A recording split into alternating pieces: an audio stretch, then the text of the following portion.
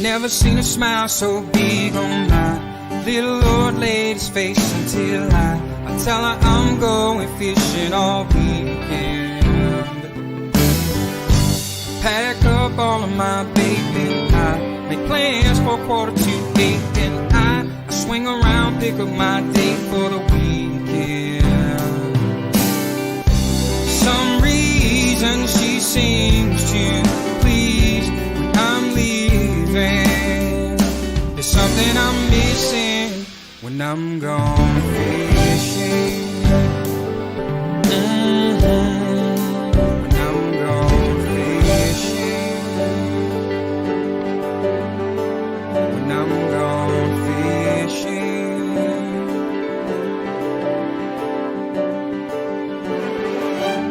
Yeah, baby. Yes, sir.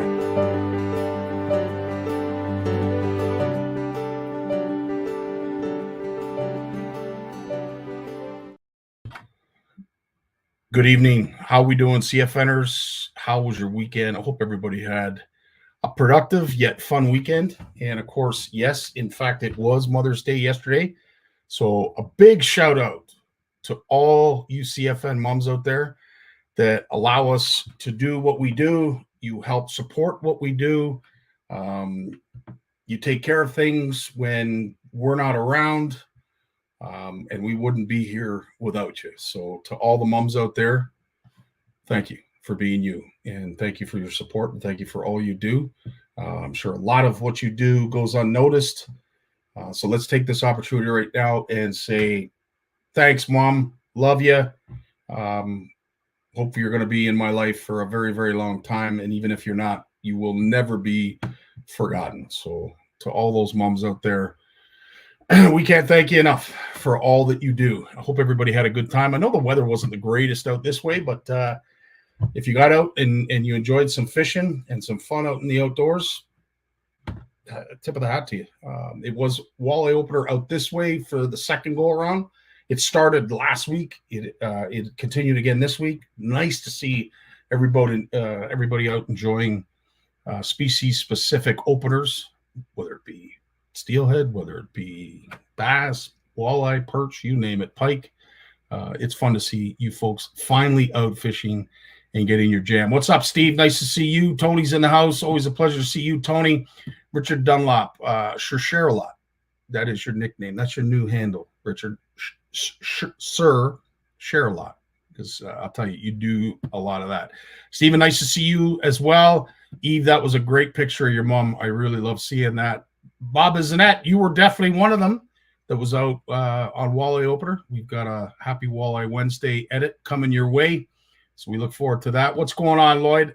This is the Western Sir Share-a-lot right here. Lloyd Bront, nice to see you, Lloyd. Always a pleasure, my friend. Rocky, we have a special guest that's going to be coming on shortly that you're going to want to pay attention to. Nice to see you. And, of course, if Ava is there in your hip pocket or beside you, Ava, how you doing? Good? Fantastic. Of course you are. Adrian's in the house. Nice to see you. Sparkus, we got a special how do you do for you as well. Manny, what's going on, Manny? Yeah, baby.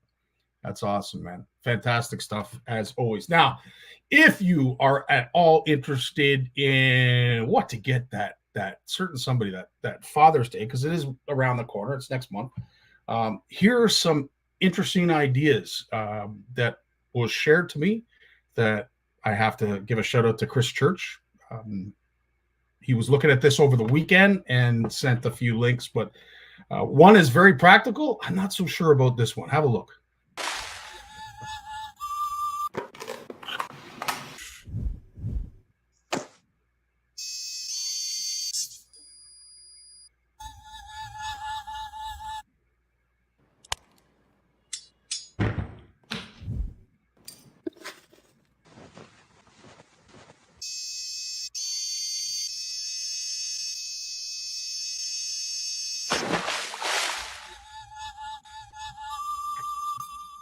Would you? I mean, it begs the question, would you? I don't know that I would. That's just speaking from my own personal feeling. I don't know if I'd spend that kind of money. And I don't really use, well, in this case, it's dead bait, but even frozen bait. Listen, I'm sure there's tons of applications that this would work awesome with. I just don't know what they cost, and I'm not sure that I'm willing to risk that kind of money. So it is different. It is unique. And for all those dads who have everything, there's a little something that I can guarantee you he doesn't have. Here's another thing that I can guarantee he doesn't have that Chris Church shared to me.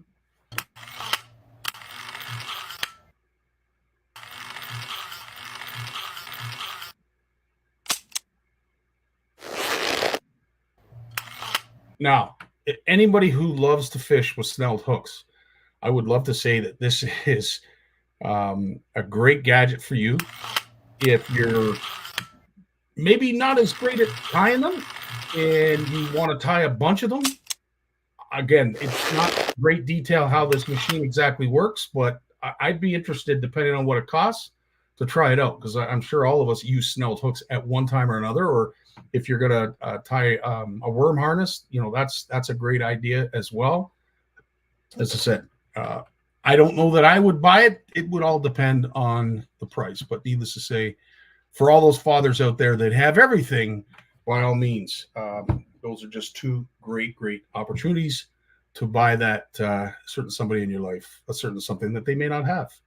Of course, our inner circle, our tight-knit family, our community, they celebrate birthdays from time to time. We want to address a couple very special CFNers at the moment. Well, let's start at the beginning of the video. How about that? There we go.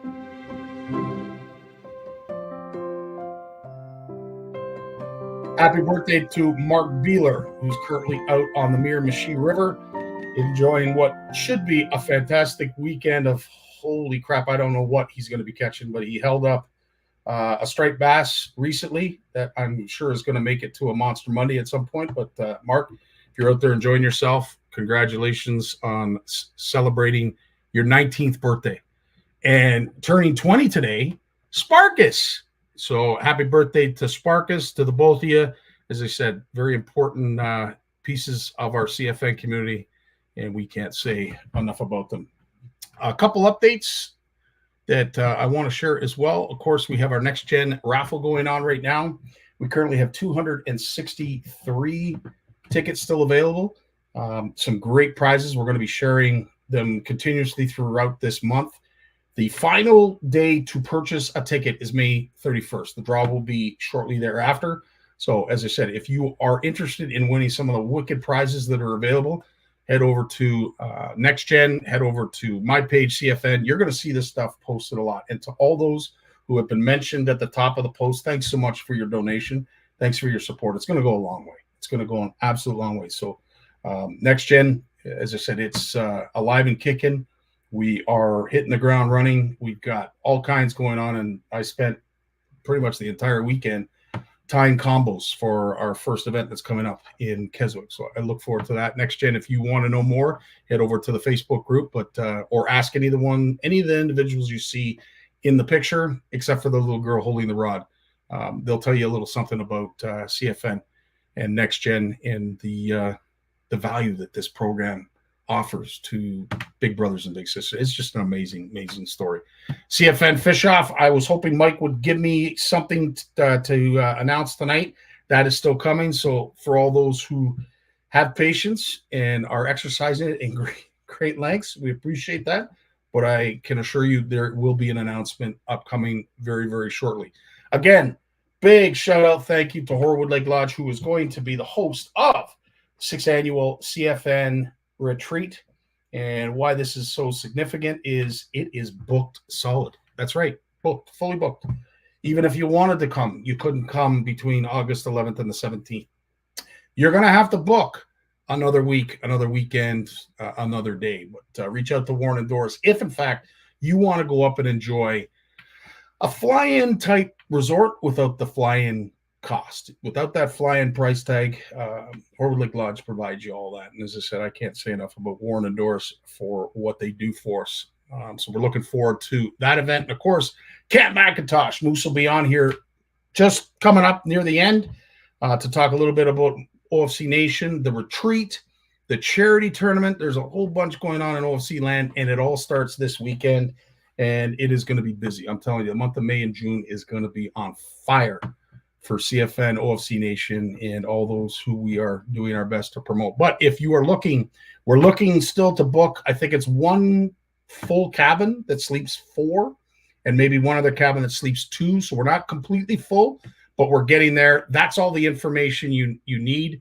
So if you're looking to be a part of this group, please get a hold of Andre and Tracy. That's the number. That is the email. That's everything you need to know. And since it is Monster Monday, here's a little Camp Macintosh for you.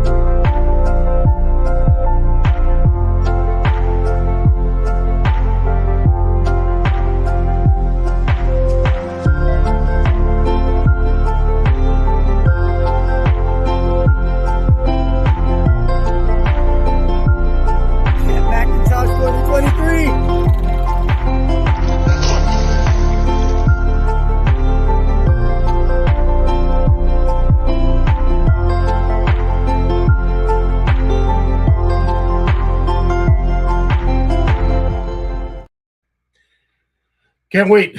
As I said, September 27th to the 29th is the OFC Nation Retreat, 3rd annual OFC Nation Retreat. Looking forward to seeing all the returnees and some new guests that will be joining us this year. Lloyd Barnucz coming all the way from Saskatchewan. Unbelievable. Absolutely unbelievable. What else is unbelievable is Gord has an announcement from Get Fishing. Have a listen. We live in a world where they're always trying to bury us. Be a seed. And the more bullshit that they pile on, grow. So if you haven't heard, here we go again. Get Fishing is moving into a larger establishment just up the road, not too far. And just so those who were listening, I hope we didn't offend anybody. He meant to say manure. Gord meant to say manure. But nice to see Gord. Congratulations on upgrading the store. You've done some great things. And as I said, CFN's really proud to see you grow yet again. Well, we've got a very special guest coming up next, but I wanted to share a video. If you're not aware of what Fishing Friendzy is all about, here is the foundation of why and how it was created. Great law of the Iroquois Confederacy.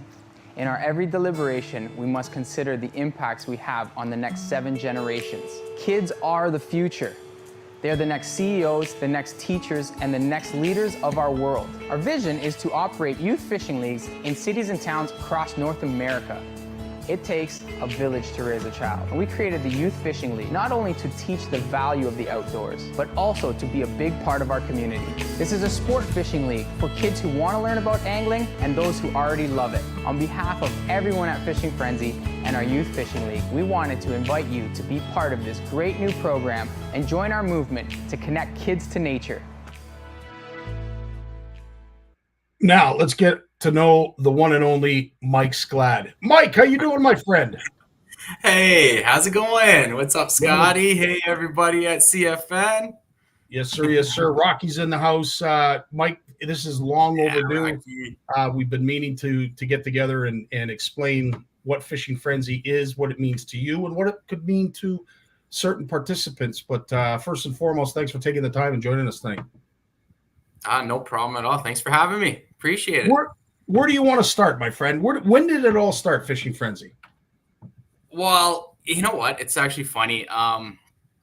When I was, I don't know, I want to say like 24, early 20s, I was like kind of lost in life, didn't know what I wanted to do. Not lost, but just didn't know what I wanted to do in life. And the question that I asked myself was, what did I love doing as a kid? And 2 things popped into my mind like immediately. It was fishing and playing hockey.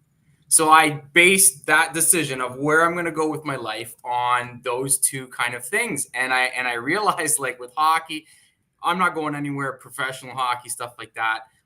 Any kind of hockey schools or anything like that. It's such a saturated market. I was like, okay, well, what about fishing? I love fishing.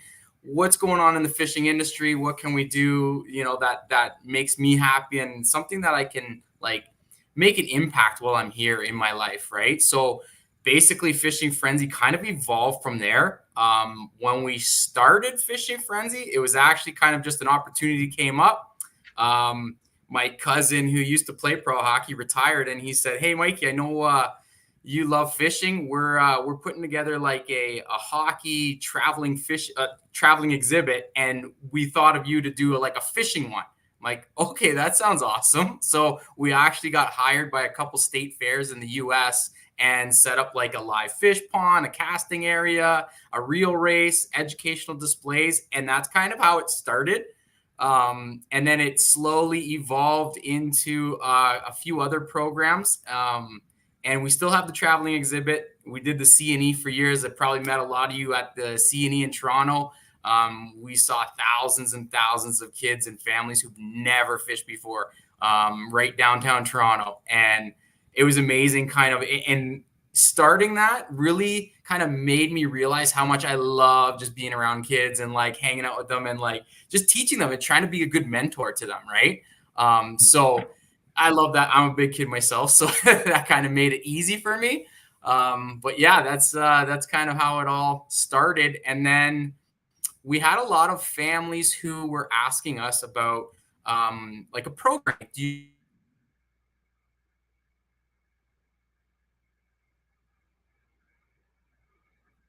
To like get more kids into fishing, and how can we do that? And a lot of the fishing events in the fishing industry are one-day events, and we wanted to kind of put something together where it was a way to support those families and young anglers who've never fished before. So what we found with like the one-day events, it's a great introduction to fishing, but afterwards there was no support, right? So we created a youth fishing league, and it kind of wasn't so much of the competition aspect. It was more just getting these leagues together so more kids and families can come out and learn together, right? But we made it like a fun competition, and then it kind of evolved into more of it's still a fun competition, but we got some great prizes this year, and we're expanding. So we're getting our leagues into communities all over Ontario.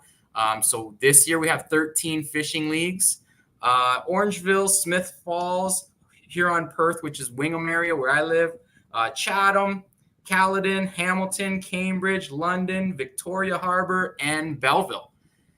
So hopefully to expand next year a bit more and keep kind of growing, but at the right pace, right? Because we want to make sure that we're able to withstand like the kids and families that want to join. There is a cost to it. It's kind of like replicating like hockey, right? Like your local sports teams is you sign up and you participate and you compete, and it's a community within itself, right? So that's kind of what we're all about. But the biggest thing, like, I have ulterior motives, and they are to connect kids to nature. I just use fishing as the tool because I grew up fishing. I love fishing. I was fortunate to have a cottage up north in Barry's Bay, and a dad that spent the time with me and shared his knowledge, right? So I'm lucky. Not everybody has someone in their family to pass that knowledge down. And what I realized too with with fishing, or even like hunting for that matter, is it's something that's really passed down generation to generation. If you don't have someone in your family to share that knowledge, then where can you learn? And like I said, there's some great organizations that do some great work out there. But we just thought, you know what, we can step up and do something like impactful and kind of create a place where people can learn, and the ones who love it can compete and, get better. Right. So, yeah. No, it's great, Mike. And as I said, it's a community within a community. I love seeing Ava and Rocky a part of this community. Yeah. They are definitely some flagware. They are your flagships to this program.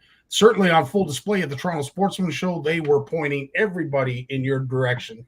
And of course, for those who wanted to involve their kids in something like what you're providing, I think it's a feasible opportunity. A lot of folks would say, well, okay, there's a cost associated with it. If this is for kids, should people really be making money at it? At the end of the day, everything has a cost. And as long as it's justified and you're putting smiles on the faces of people like that, buddy, hard not to be in support of it. Now, for anybody who is looking to find out more information, where would they go?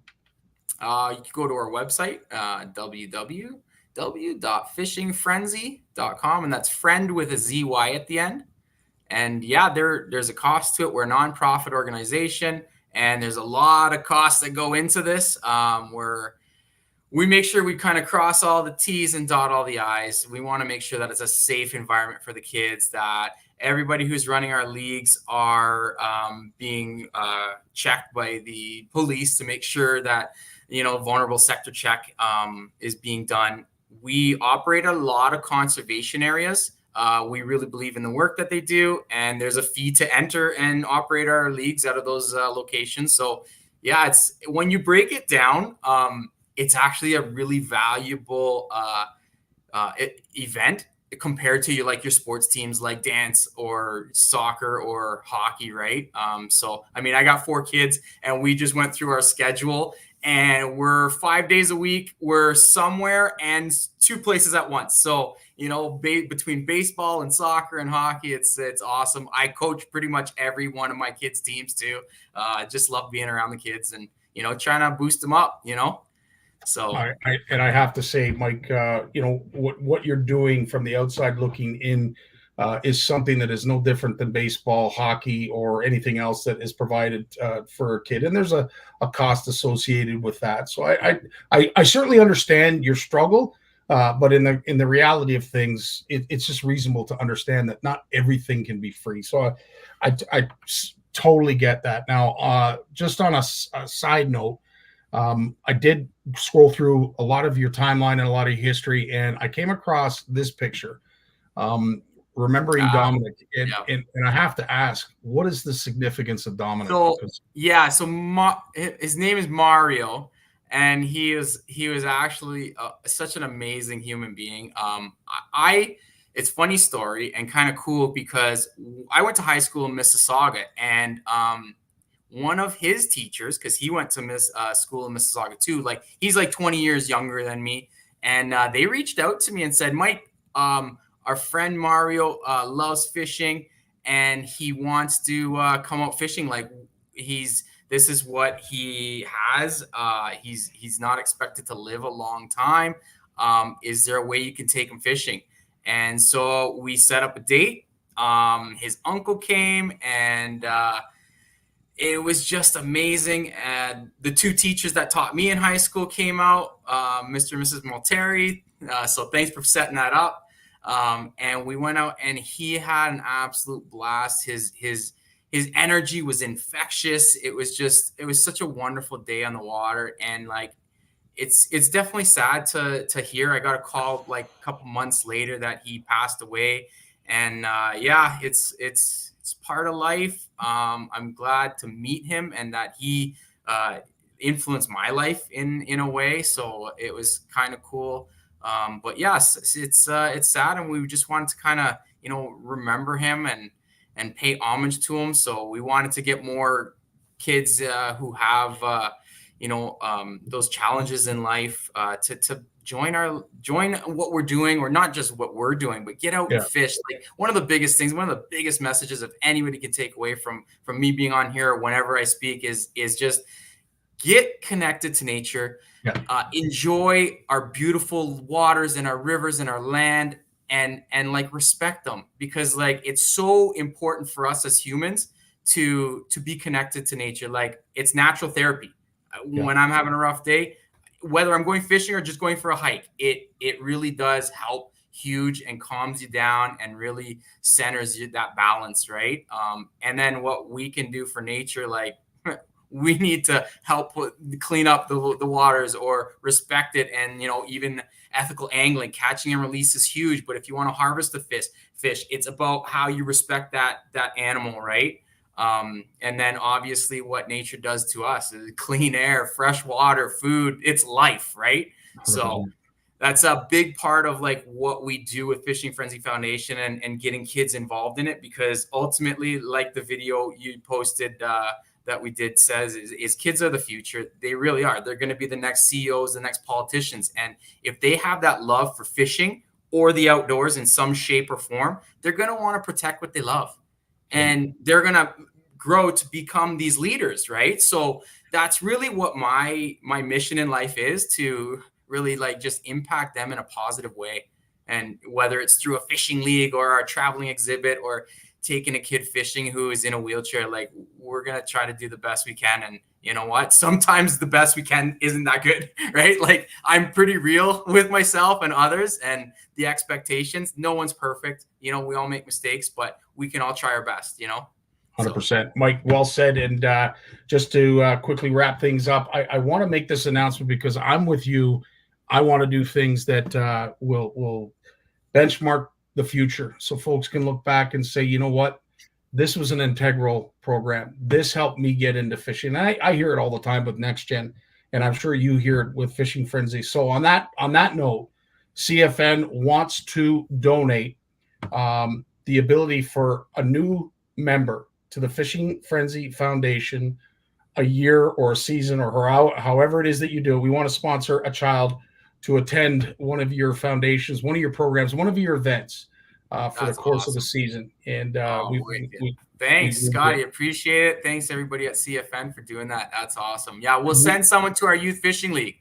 Yeah, one of the leagues. We'll try to we'll figure out how to pick them, and then we'll set them up at one of our locations that still has some room because some of our leagues are filled up. And yeah, they get a whole starter kit when they join too. So yeah, they get rod, reel, tackle, jerseys, and trophy at the end. And this year they have a potential to win some awesome prizes that we've got from great support. So very cool, Mike. Well, awesome. Hopefully we can get Ava and Rocky involved in who it is that we pick. But Mike, thanks so much for your time. Thanks for coming on here and keep us up to date with what the future holds for Fishing Frenzy and the foundation that you've created. Awesome. Yeah, thanks, guys. Appreciate it. Peace, love, and fishing. Yeah, baby. Thanks so much, Mike. We've got Big Jim coming up after his opener, which is, I love this. When he was born, he tried to reel in the umbilical cord. Bass named him as their personal best. His power pole came with a stripper. Forward-facing sonar uses him to find fish. Chuck Norris is his co-angler. He is the most interesting fisherman in the world. Stay fishing, my friends. Definitely one of the most interesting anglers that I have met. Big Jim McLaughlin, how you doing tonight, buddy? Yo. Yes, sir. I could move better, but it's all good. You know what? Yeah, dude, and it sucks that you're suffering with that. I tell you. I thank you all the time when you're out doing what you do. And I know it takes a toll on you, but you just keep moving forward, bud. So nice thing was this morning I was down and saw the boys at Goldwing Auto Care in Ottawa, and good folks at Goldwing in Yokohama hooked me up with some nice summer tires. Yeah. The old Shimano mobile there this morning, it was like driving on a rail. Oh, is that right? Yeah, when you put $1,600 worth of tires on a car on a truck, it makes a big difference. It's really cool. Always feeling safe. Yeah, I'll tell you, a lot of folks love that intro. Mike, I'm with you, dude. It is absolutely awesome. Jim, we've got a bit to talk about. Thanks for sticking around as you did. Sit down and be quiet, okay? Sorry, guys. Chuck's in here tonight, so. That was Chuck Liddell. Okay, good. Well, a couple things that happened over the course of the weekend and this early part of this week, and one of which happened this morning. Our good buddy Dave Mercer was on the docks. He was interviewing because it is Championship Monday down on Lake Murray or Murray Lake, depending on how you say it. Jim, you're going to have to tell us how it ended up. I didn't get a chance to follow today what happened, but this happened this morning, and I had to bring it to your attention. It was the first and only thing I thought of. Hey, Cody. just been me and you hanging out here for the last hour. That's true. Everybody's kind of lazy. They're like, oh, it's just 100,000. No big need to get here on time. I was hoping they just wouldn't show up and maybe I'd win by default, but not the case. They showed up. They showed up, so we got to catch like 30 pounds today, but I guess they live here. I saw you tying on some stuff that definitely could catch 30 Yeah, pounds. I got big stuff tied on. I mean, might as well try to catch big ones today. I've got a few places that have big ones on them. They're just real smart, so. Places that have big ones on them, they're just real smart, so. Jim. I love it. You know what he means by smart, though, eh? Yes, I do. You're shell-shocked. Yes. You better remember, this is the 4th day. Well, they've had 3 days of the tournament. They had 3 days of, or 2 or 3 days of practice. I wasn't sure with this one. But, I mean, those fish have, all of a sudden, they get so much activity on top of them that it spooks them up at times. Yep.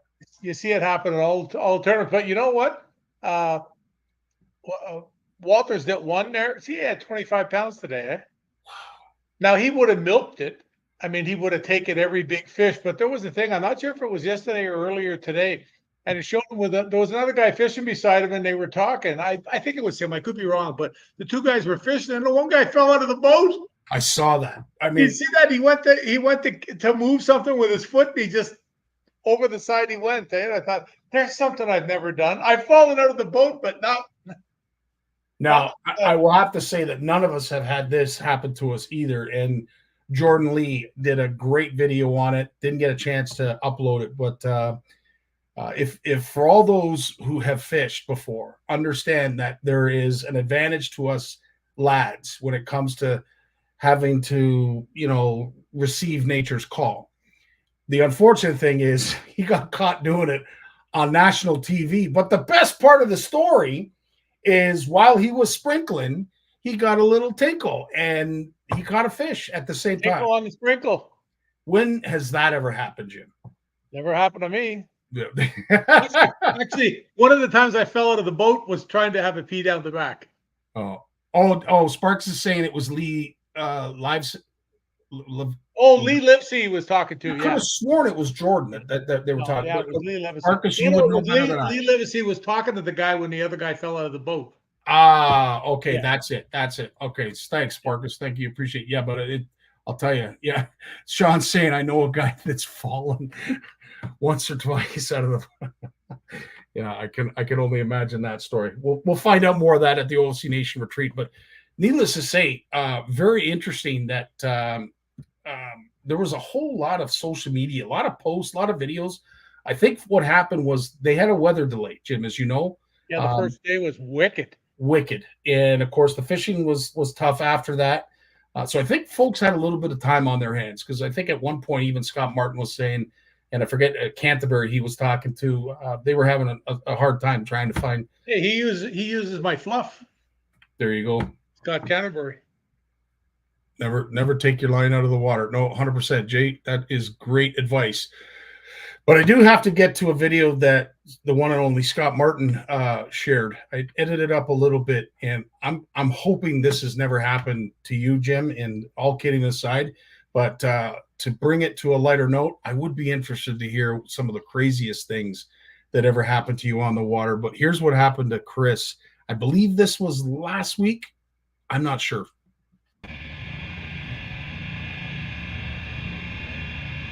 I saw you, but it just takes a minute to stop. I appreciate you, brother. No problem, man. Scott Martin, I appreciate the hell out you, brother. I appreciate that.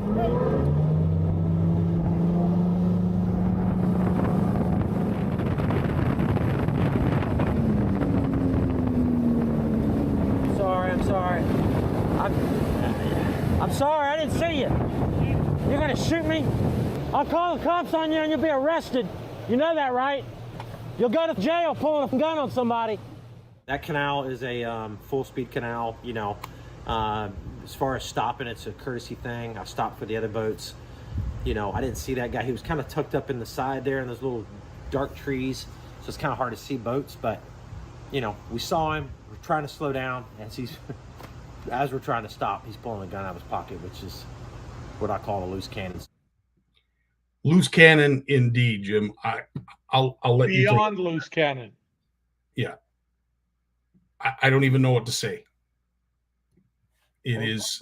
The bet you had asked me this. The best one I ever had happen. Please tell us. It's the first year of OB Pro Bass, and I was on the big Rito, and I was scrounging around in the back of this bay, and I noticed there was 3 or 4 bays close by each other, and there was only one that was deep. So I went to the different one first, and I'm looking out, and I'm going in. I fished a couple of docks. There's a swim raft out in the middle, and I look at the swim raft, and I thought, yeah, that's kind of cool. So I go between the swim rafts, and I'm going in by the shore. All of a sudden, this guy runs down by the dock, and he's got a shotgun. Well, I'm not sure. I just know it's a long gun. It's not a handgun. And it turns out to be a shotgun because he was in the shadows. I couldn't really see him. He came out these wooden stairs down through the bushes, and he runs down and he yells, "Hey, get out of the way, move over, get out of the way." And I thought, well, you know what I do? So I backed up with the electric motor, and I looked at him. I said, "What's wrong?" And just as I asked him what's wrong, he fires the gun. Oh! And about 50 feet in front of me, it hits the water. I'm talking 50 feet. He wasn't close to me, but he fired it in my direction. And when this came out later, I was asked, was it in my direction? And I had to say, well, yeah, because I'm here 50 feet ahead of me. He fired from the left straight out at me. He wasn't trying to bother me. He was trying to shoot a loon because he told me loons were ruining the lake trout fishing on Big Rito. Hey, talk about misinformed meatballs, eh? That's the kind of guy that shouldn't be loose with a gun, just like that guy. Wow. And I got nothing against guns. You want a gun, have all you want. I don't care. But just don't shoot. Asked me once, what? Did you ever own a gun? I said, no, you don't want me owning a gun.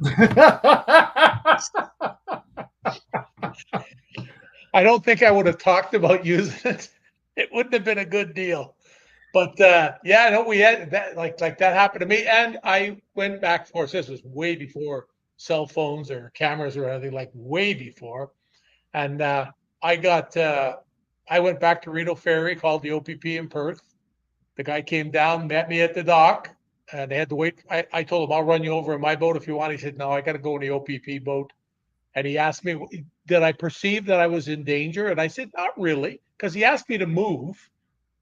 I don't think he's going to ask you to move, but then he asked me about, did he shoot it in my general direction? And I said, yes. That guy lost his right to own a gun or use a gun for 5 years in Canada. Jeez. He got apparently there was other things about him too. It was not the first time. And that's why. So see, a guy like that you don't need. When you fire a shotgun like that across the water, those pellets could go forever. Well, you're right. And Ed talks about it. He was out in the water when a round came fairly close. The buckshot fell out of the sky at him. But yeah, I've had that a couple of times. But yeah, Bill, to your point, I don't think this is unheard of. We just don't hear of it as much. Yeah. But there are people that genuinely hate certain animals. They hate minks. They hate muskrats. They hate otters. They'll shoot at just about anything that they think is affecting their fishery. And in this case, Jim, I can't believe you had a story. I'm stunned. Wow. Yeah. I thought this would be a first for anyone. And lo and behold, you spend that much time on the water, stuff's going to happen. Yeah, we had an incident up in Georgian Bay where a guy came out and in a 20-foot John boat with about a 50 tiller on it, maybe. This was years ago. It was huge. And he drove around. I forget the guy's name now. He fished with us for years. He drove around their boat, and eventually his wife was having a hard time getting off the back deck. She was pregnant. She was sitting on a seat, and she ended up falling out of the boat. And he lost his right to operate a motor vehicle in Ontario. I think it was for 2 years.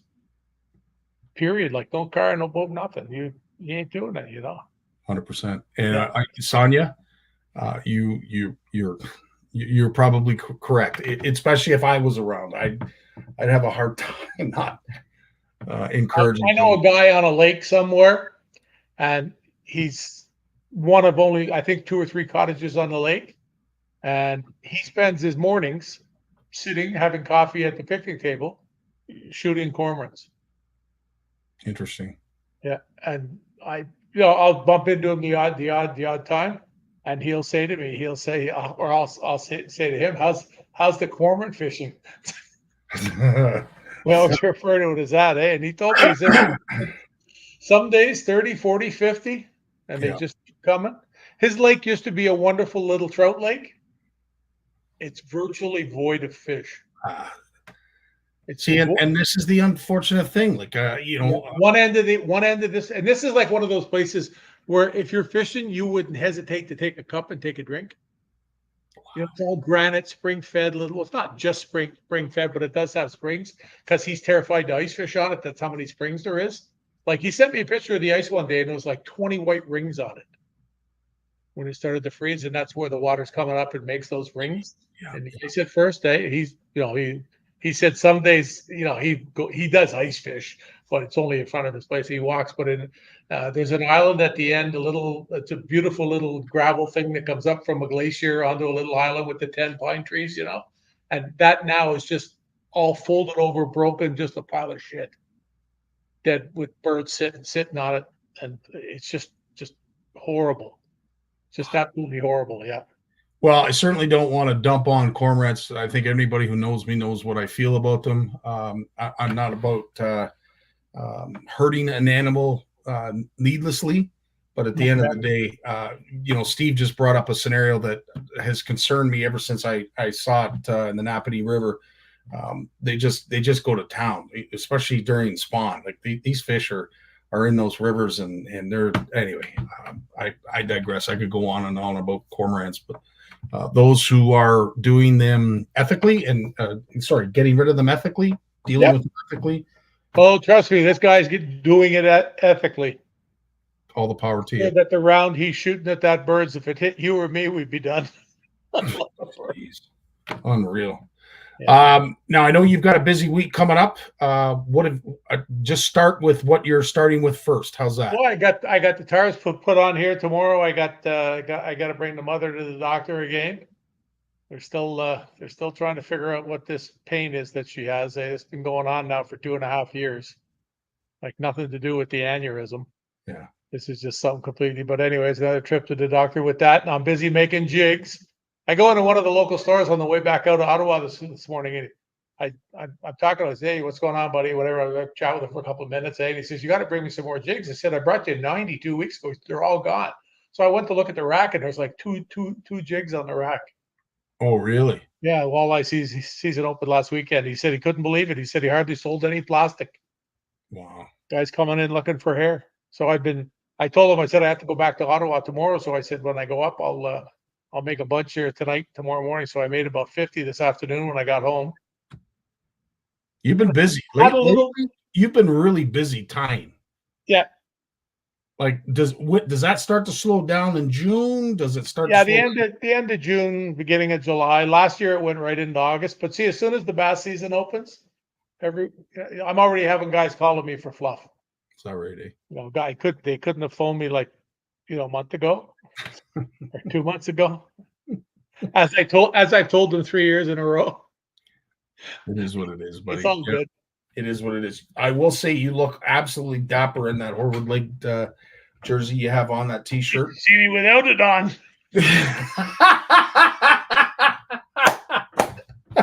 This is why we love you, Jim. Oh, geez. That kind of wit, man, we could never get tired of. Here, come here, I'll get you. Yeah. Jim, as always, thanks so much for your time, my friend. Good luck tying. Good luck I got to tell you. Yes. Hang on there. Got to grab something. Okay.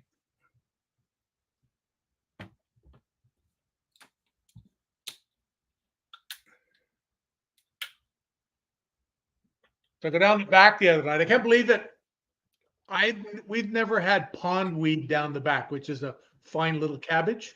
Okay. Bright green. Okay. Never. I've never seen a sprig of it. Just not here. In the other parts of the lake, yes, but not here. Okay. And broadleaf cabbage, that flat I fished with you. You see the odd bit of the big leaf cabbage with the big leaves, the pike and fish, like they love that.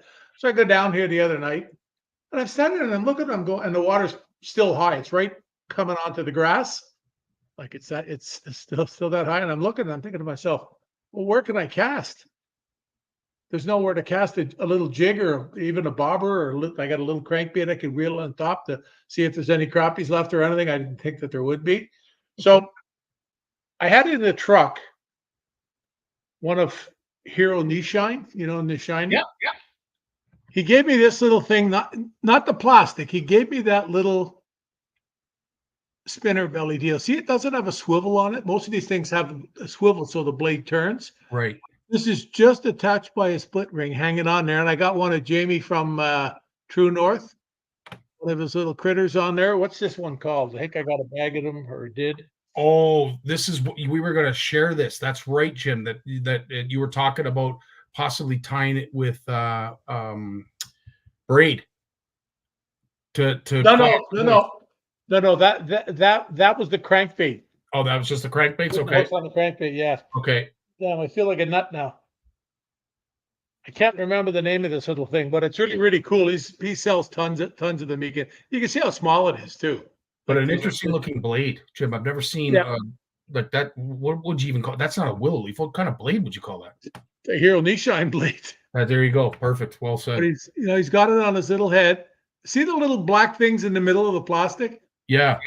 That's two little pieces of some kind of carbon fiber or something. I don't know what it is. Some kind of line, maybe a dark fluorocarbon or something, but it sticks out. So the plastic bait can't get back off the hook.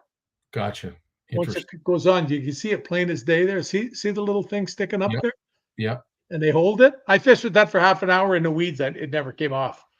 But the sad part was I hooked a pumpkin seed that shivered me. Oh, boy. And I'm holding it in the water trying to get my camera to get pictures of it. I should have just lifted it out. I wanted to get pictures of it sitting in the pondweed in the cabbage, and it came off.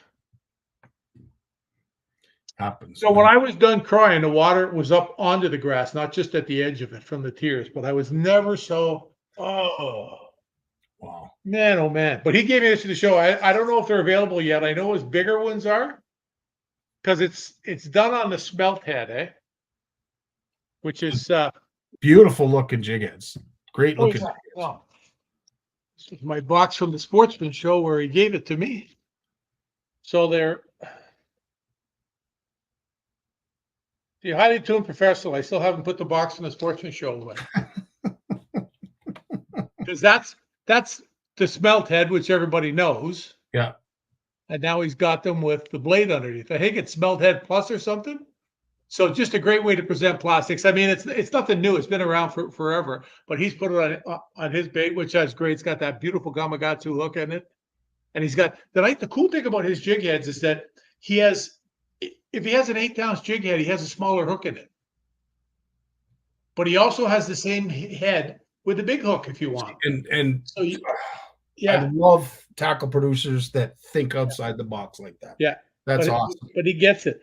But I was watching that little thing in the water, and that little blade sort of flaps back and forth. It's really, really cool. It just goes back and forth. It's really, really, really something to see. So I was pretty excited to use it. I'm looking forward to get some more of those when I go for a visit from him. I'll tell him. I'll say, "Look, Hero, look over there." When he looks over, I grab some. So like no one's ever done that to you. Oh, God, I just packed up 2 more boxes of stuff and put it in the garage. Oh, boy. I'll find those when I'm 87. I'll say, hey, look at these. Jim, as always, my friend, thanks for your time. You have a great week and drive safe to all your appointments, events, and anything else that you're doing. We hope you get. I'll zip over to Cornwall later this week to Tight Lines, have it for a little visit there. Nice. Probably drop off a few jigs. And this weekend, I'll go up to Peter Larman's kids thing. Yeah. Yeah. Straighten a few of the Rugrats and Smith Falls out. And then only a couple more weeks, and the big one down here. We had the last meeting is this Thursday night. It'll be the first one I attend this year, so that's good. Good. Right I sort of know what's going on. I got it under control. Attaboy. Yeah. We'll let you go, my friend. You have yourself a great week. You take care of yourself now. Everybody be safe out there. We got Lawrence Gunther coming up right after a word from our sponsor. When it comes to Canadian food, we've got your back with flavors like lemon pepper, beer batter, campfire barbecue, lemon pepper dill, garlic butter and chives, and crispy Cajun. We've got a mix for every meal. Whether you're serving East Coast shrimp, West Coast salmon, succulent walleye, chicken wings, or veggies, we've got you covered. Coat your food in outdoor flavors. Available online or at these fine retailers.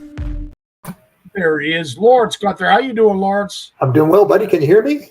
I can hear you just fine, my friend. Good, Yes. good. Absolutely. I know that you've been busy this week. Lots of stuff going on. We missed last week, so I can only imagine that you're going to have twice as much stuff to share with us. I've got a list as long as your arm, buddy, but we won't get through the whole list. We never do, but that's okay. We'll get through as much as we can.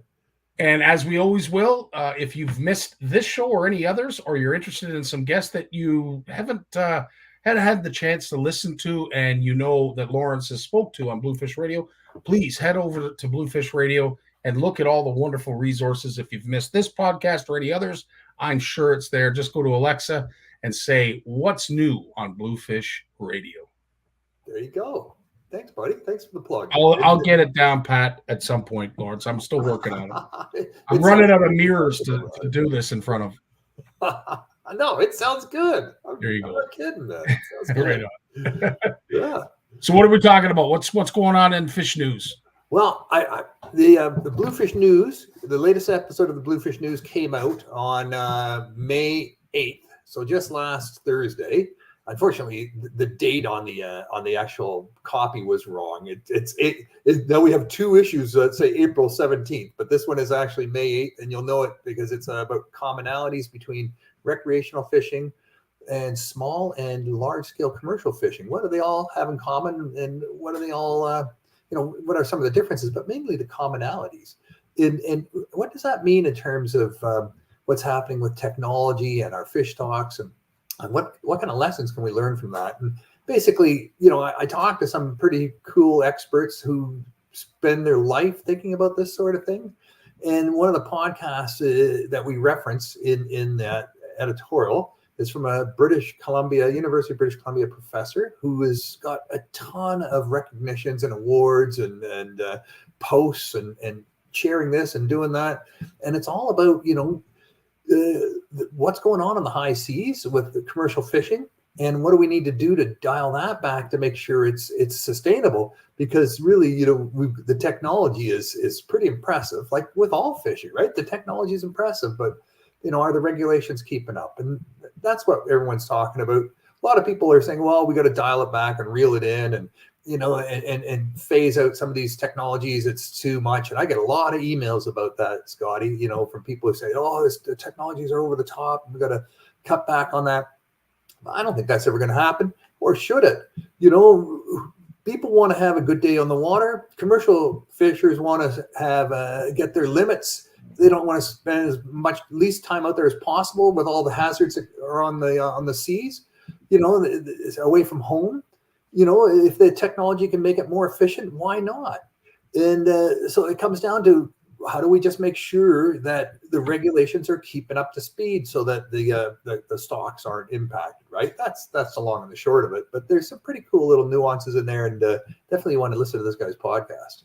It's so true, and much like you, I do get asked from time to time. In fact, today was yet another one.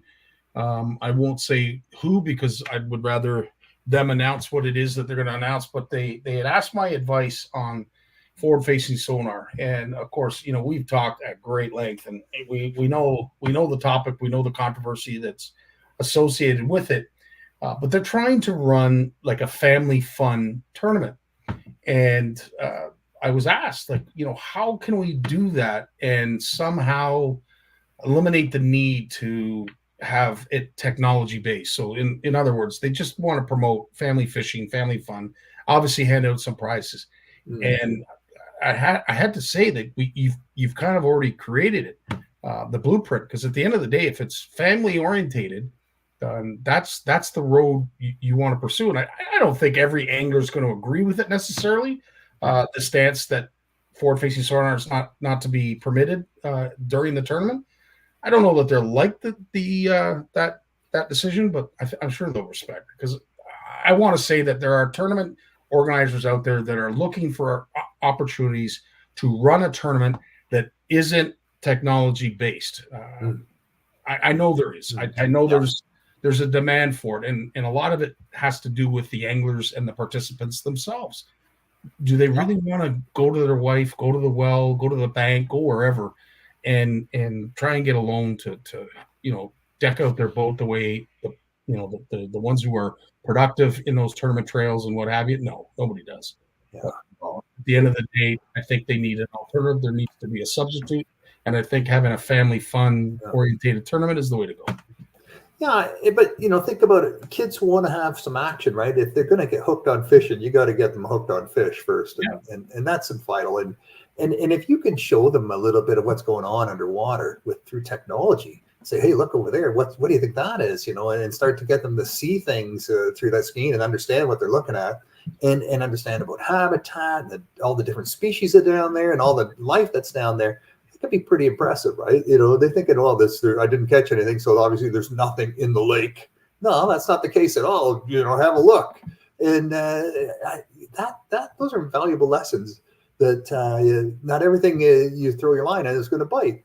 So it's pretty cool. I think in a lot of ways this technology is like the new aquariums. Like we go to aquariums to see the fish in captive, in large tanks. And it's just like people would go to marine lands and places like that to see, big sea mammals like dolphins and killer whales do tricks.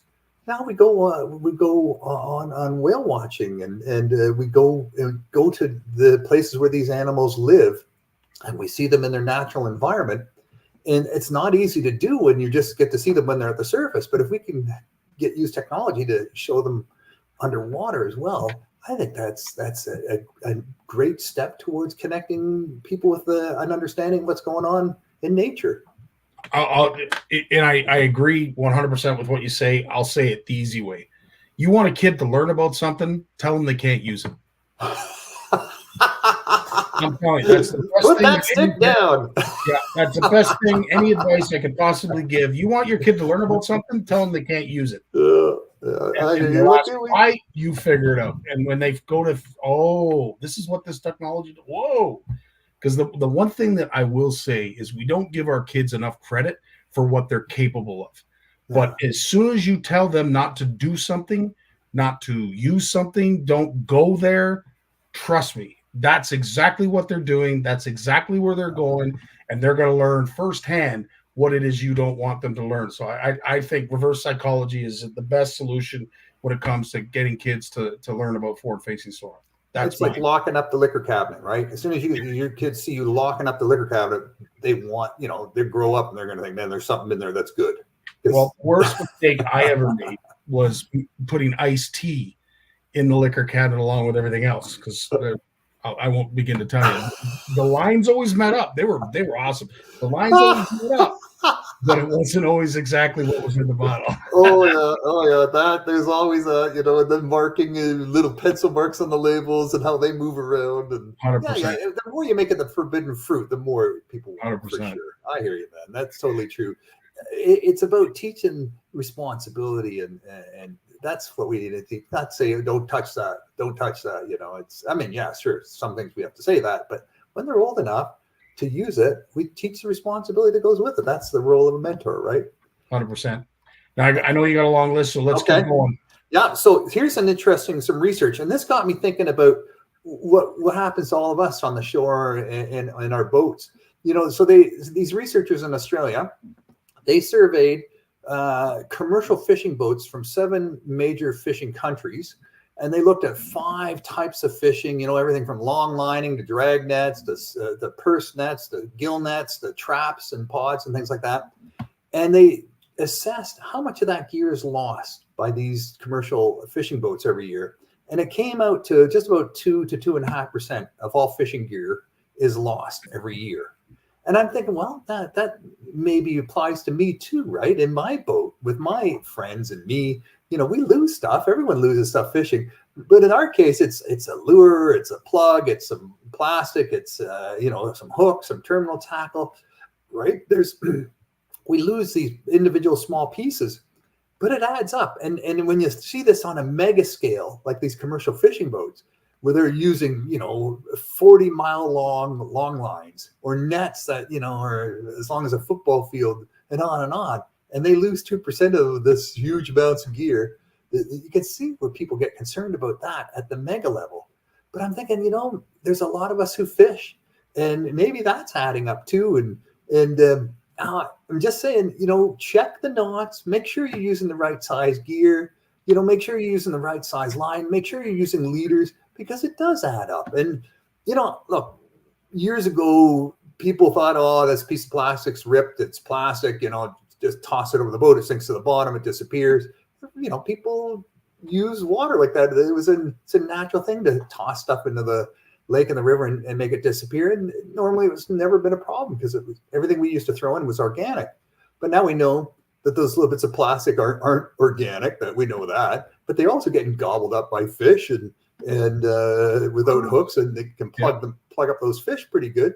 So we really, I think, need to, every little drop, right? Every little drop of lost gear is adding up down there. And we need to be careful about that. So there's three things that I want to really quickly touch on, because they're in the news. One that perhaps maybe no one saw, but there was a gentleman who is a diver by trade, and he goes down to a favorite place after the spring run of walleye. And he goes down and collects all of the, rattling baits, lipless cranks, like you name it. And he comes back with a box of tackle. And I don't know if it's every year he does this, every couple of years, but needless to say, there's $200-300 worth of lipless crankbaits and jig heads in this box. And some of them look brand new.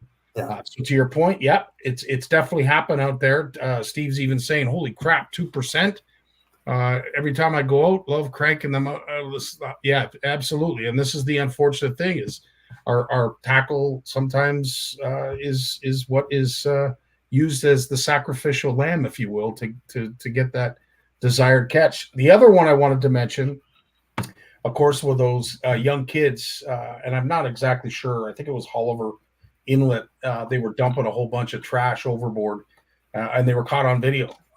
I'm so pleased to find out that they were properly charged and will be reprimanded properly.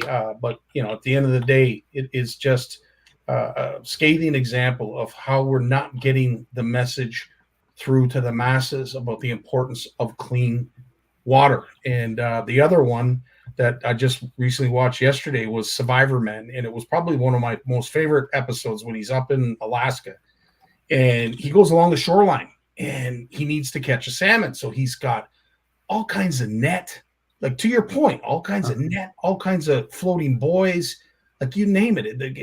You didn't necessarily see it when you were watching the episode, but all of this trash was readily available on the shore. I think we need to be cognizant of what we're losing and perhaps have a better plan in place to recapture it if in fact we do. Oh yeah. No, we gotta, this has been an issue now, and we talk. Look, Bluefish Canada, we experimented with these fishing tackle recyclers, putting them out by shore fishing locations and boat launches, and people love to see them there. Yeah. And there's always the aardvark that wants to cut them down and kick them into the, into the ditch or into the water, just because they're there, and it just takes one idiot, right? So I'm not saying that it's a problem, but the problem is you get these things out. And we had 50 of them out there, and then the volunteer who's checking them every couple months moves. And he's maybe this one person's got 5 or 6 that they've placed in different spots in their area, in their community, and then they move away. And you're thinking, holy crap, who's checking those containers now? And maybe they don't even tell you they moved, or they did, but then you don't know exactly where they are. It's really hard to keep track of all those things, then find new volunteers to empty them out, because when you've got a fish and tackle recycler, attached to a signpost and your name's on it, and with the instructions on what's supposed to go in there, and then this thing starts to fill up and dump, overflow, or it's vandalized and it's defaced or whatever, or broken, it's just a bad signal all around, right? It just takes one, and people think, well, who the hell? Look, it's just garbage. A big chunk of garbage it's an eyesore. And it's even worse than if people just took their garbage home with them. And I think in the end, like I was saying to a friend of mine who sells boats, why don't we just put garbage cans in boats? I've yet to see a fishing boat that came with a built-in garbage can. Why it's got everything else, all the tool holders and cup holders you can imagine, but where the hell is the garbage can? Yeah, I couldn't agree more. I think that's one of the first things I think of when we do a meet and greet or an OFC Nation retreat, CFN retreat. That's one of the first things I pack is garbage bags. Because at the end of the day, you're right. You can put on the best show in town, but if you haven't got somewhere for people to relieve themselves and throw garbage, what should have been a great day is going to look very messy and dirty. So, yeah, great point, Lawrence. Thanks for mentioning that. I was talking to someone who lives down in the St. Lawrence, and he said they're using a lot of money on the American side of the St. Lawrence River to revamp their boat launches. The boat launches are 5 boats wide with long docks that have lights, and there's outhouses, there's toilets at the launches, there's ample parking. Where the hell are we with all that stuff? Like, how come we're not doing that? Actual bathrooms at the boat launches and docks with lights and 5 abreast launching and enough docks to tie everything up. Why aren't we investing in things like that? Why is it so like we have to, it's just not, it doesn't seem realistic that we're not doing that on our side of the river, but you don't see it on our side of the river. I don't want to pick apart conservation groups, those who look after Parks Canada, Parks Ontario, Parks whoever, M&R. I mean, there's a lot of folks that I'm sure we would inappropriately paint with the wrong brush. But at the end of the day, to your point, hands down, there's only one Canadian ramp that I can honestly say rivals that of an American, and we have it here, Lakefront Promenade. To me, it's one of the best built ramps that I've seen on the Canadian side in a long while. But I'm telling you, there hasn't been a bad American ramp that I've been to. Not one. They're all, as you just mentioned, they are state of the art. They're set up to be user friendly and to address all of the issues you just brought up. Yeah. Well, I've just been asked to be a member of the Visitor Experience Advisory Group for Parks Canada for the next 2 years. So look out, Minister. You're getting an earful.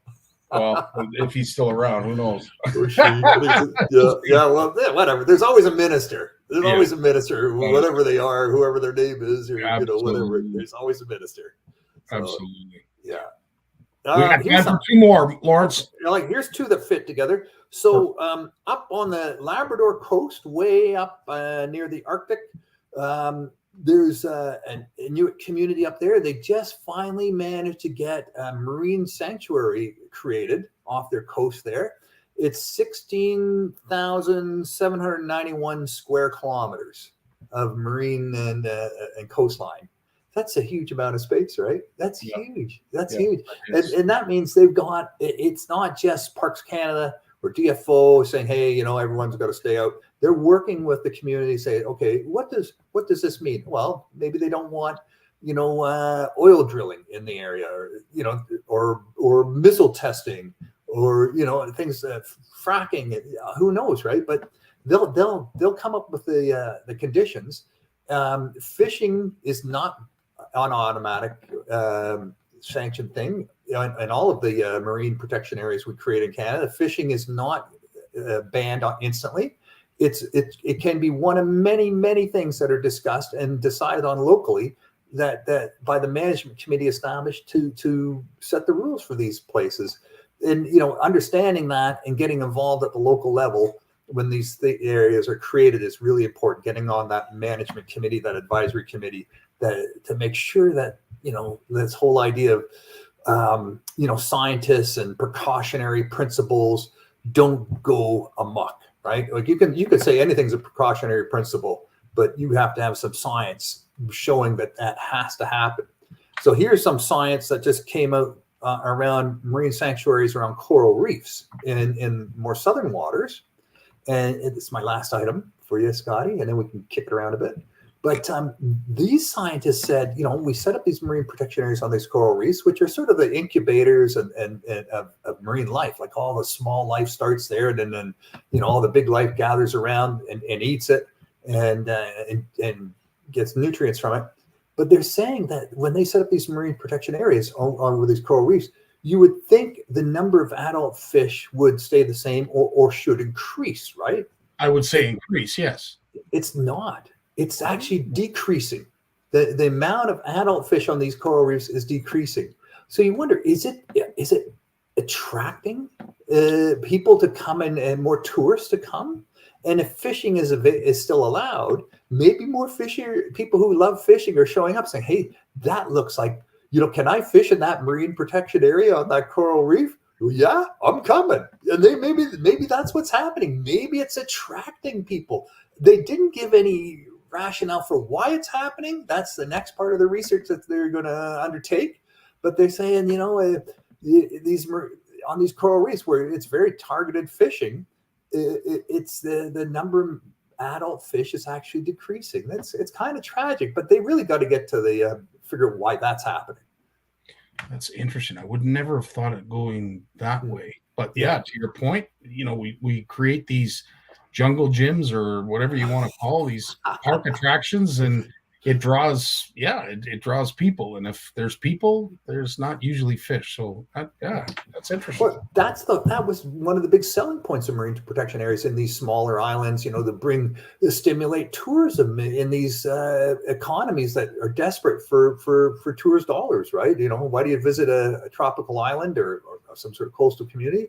You got to have a reason. Are you just going to scuba? You're going to suntan on the beach? You're going to, or you're going to go fishing. So maybe they're the victims of their own success. I don't know. I'm just throwing that out there. I'd be interested in find out why. Interesting. What have you got going on this week? That's a lot of great information you shared, by the way. But what do you got upcoming this week? We are working like mad dogs on the Bluefish Exploration Center, my friend. We just got a nice grant from a private funder, so we can move ahead with some of the things we've been planning for the Exploration Center. One is getting some electricity generation and storage capacity into the cabin, and we've got some really cool bunkies that are being built right now, and they'll be installed in the next 2 or 3 weeks. And things are just ripping ahead, full speed ahead, my friend. It's can't wait to have you up there. Can't wait to have some CFNers up there and inaugurate the place and get some advice and feedback. Super excited about the whole thing. Actually, a friend of mine told me once, he's a really good keynote speaker. He said, everyone has a dream. And that's pretty, it's beautiful to have a dream. And we should all have dreams, and we should all pursue our dreams. And then you start planning your dream because you think, maybe I can make this happen. And the planning is really exciting, right? It's really keeps you awake at night. It's not stressful. It's exciting. And then you say, okay, we're going to start. And that's the third phase. And the start phase is stressful for sure. And that's the one where a lot of people just give up right away. They said, no, I'm not going to do it. It's too much. People are saying I shouldn't try it. It's not going to work out. And they don't even try. They just put the plans aside and their dreams aside and they stop. And that's too bad. But I'll tell you, the toughest phase is the fourth phase. And that's implementing your plan, because that's when all the shit starts going wrong and things start going sideways on you. You just got to plow through, right? You just got to plow through. If we didn't plow through on our implementation of our dreams, it would never happen. It's the toughest part. It's the least glamorous part. It's the least exciting. It's the least pleasurable. It's the one that creates the most stress, the most angst. It's the one where you realize who your friends are and who they aren't and who's trying to rip you off and on and on and on. You just have to take every day on and just get it done and get through to the other end. And I'm looking forward to doing that. Well, buddy, I'll tell you this. I'm sure it's very exciting for you to see this incredible location finally come to fruition, because I know it has been something that you've been working on for a while. It's been a dream of yours for a while. Yeah.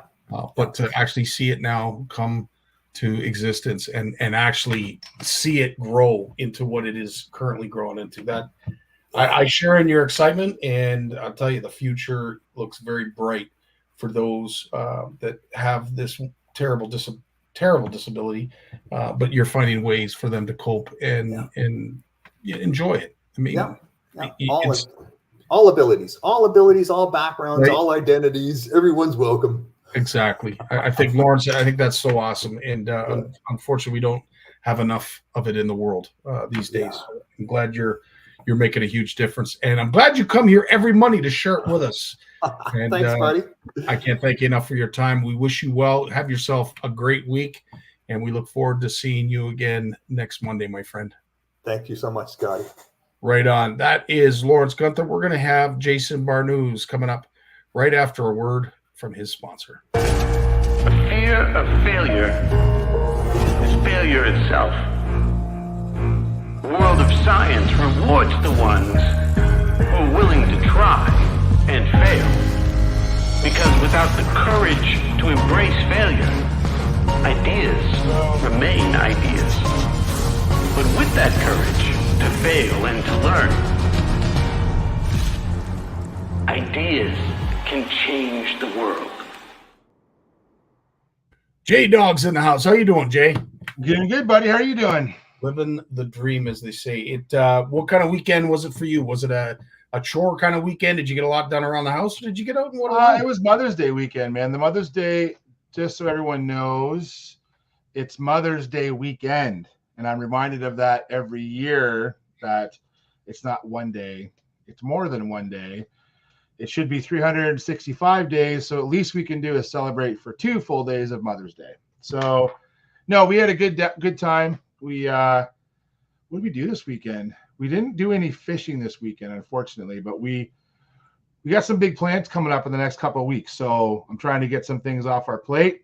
Trevor, busy working. He's also the local grass cutter for a couple of family members. So he's all this rain, dude. He's got to keep that money in his pocket. He was at Canadian Tire in Delhi today buying fishing tackles. So I'm like, I'm glad you have money to buy fishing tackles if your dad doesn't. So yeah, he's like, do you need any drop shot hooks, Dad? And I'm like he calls me during the day at work, dude. I'm in the middle of the Grand River up to my armpits in seines. And I get a call so when you get a call from your teenage son in the middle of the day, you're like, what's going on? Something's wrong. Something's up. So I got my phone buzzing in my waiter pocket. So I tell the whole crew, I gotta stop. Something's going on at home. Hey, what's up, buddy? He said, oh, just found some drop shot hooks at Canadian Tire in Delhi. Do you need any? And I'm like, dude, are you calling me about drop shot hooks? I'm like, oh my God. I'm like, send me a text message. Don't call me about drop shot hooks in the middle of the day. So there would be some of us that would say, yeah, you can call me anytime, bud. I know. But the warning bells start to go off. You're like, why is your 16-year-old son calling you at 12 o'clock? Although he was supposed to be at school. I think he was on his way back, and he walks right past Canadian Tire. I think he was surprised that they had drop shot hooks at Canadian Tire, because Delhi Canadian Tire is like, it's tiny. Like it has a beautiful little fishing section, kind of has all the basics just for what you need. But drop shot hooks is not something they usually carry there. So he was quite proud of himself that he found them, because we've been prepping like crazy. This weekend is the trifecta on Nipissing: bass opener, walleye opener, and pike opener this weekend. So a few years ago, I want to say, if George is on here, he'll correct me. I want to say it was last year or the year before. They opened up bass in Zone 11, Nipissing, the Nipissing zone, and north, like Temagami and all that. And they've aligned the bass regulations sort of in that latitude, right? So Zone 9 and 10 have year-round bass fishing. And so Zone 11 doesn't have that. But because of all the pressure on the walleye fishery, the MNR has a lot of data on the bass fisheries especially the bigger lakes up north and in that zone 11. And they said, you know what, let's open it up to bass fishing. So it's a full season, no catch and release. Like I always joke, all you can eat if you want. Yeah. But I think the purpose of that, Scott, I'm not encouraging people to eat bass, but it's to take pressure off the walleye fishery and the pike fishery, right? So if the bass are doing well, oh yeah, right. Go fish Simcoe. See, I know George. He could sense me. He could sense me. So I do believe that's George's answer for just about anything. Yeah, go fish Simcoe. I'm gonna get you a button that says that. Go fish one. Yeah. Yeah. So, so we might come up to Nipissing on Saturday. I got a bunch of. I'm in the field right now, heavy with work right now. So it's a matter of if I can get all my act together by this weekend. So we'll see. Listen, there's a lot of folks that are in that same position, and I know you and I want to spend a lot of time showcasing some of the incredible work that's going on out there. I found this video, Jay, that it was a stocking program that just happened this past week up on Lake Kippawa, but it happens annually. But it's just awesome to see this kind of work being done. Yeah.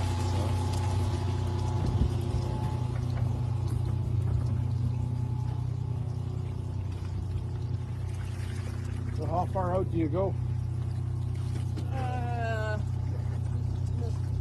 Not far from here. Okay. Yeah. Okay. Last week we were at Ganya. You put 12,000 at Raniella as well? 20,000. Yeah. 20,000 finger.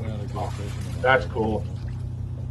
So I think what's really cool too, Jay, is that, you know, at the end of the day, what would be really easy is for that truck to just back up and open up the back gate and let them all swim out. But they're strategically putting them in the tote. And I know our good buddy Andy Pilata does this with the Shimano release boat. They take them to designated areas that they know are either protected or they're going to just have a better survival rate. Yeah, they put a lot of effort into, you know, giving those fish the best chance they have. If anyone, you know, we've talked about it on the show, but if anyone has ever been involved in hatchery, fish rearing, fish culture, it's expensive business. I can remember stats, like, especially when you're raising predators, like larger bodied fish, like I forget what the numbers are on muskie, but I remember when they were doing the Lake Simcoe muskie program, like, dude, one of those muskies was worth, I forget how much. It was not cheap.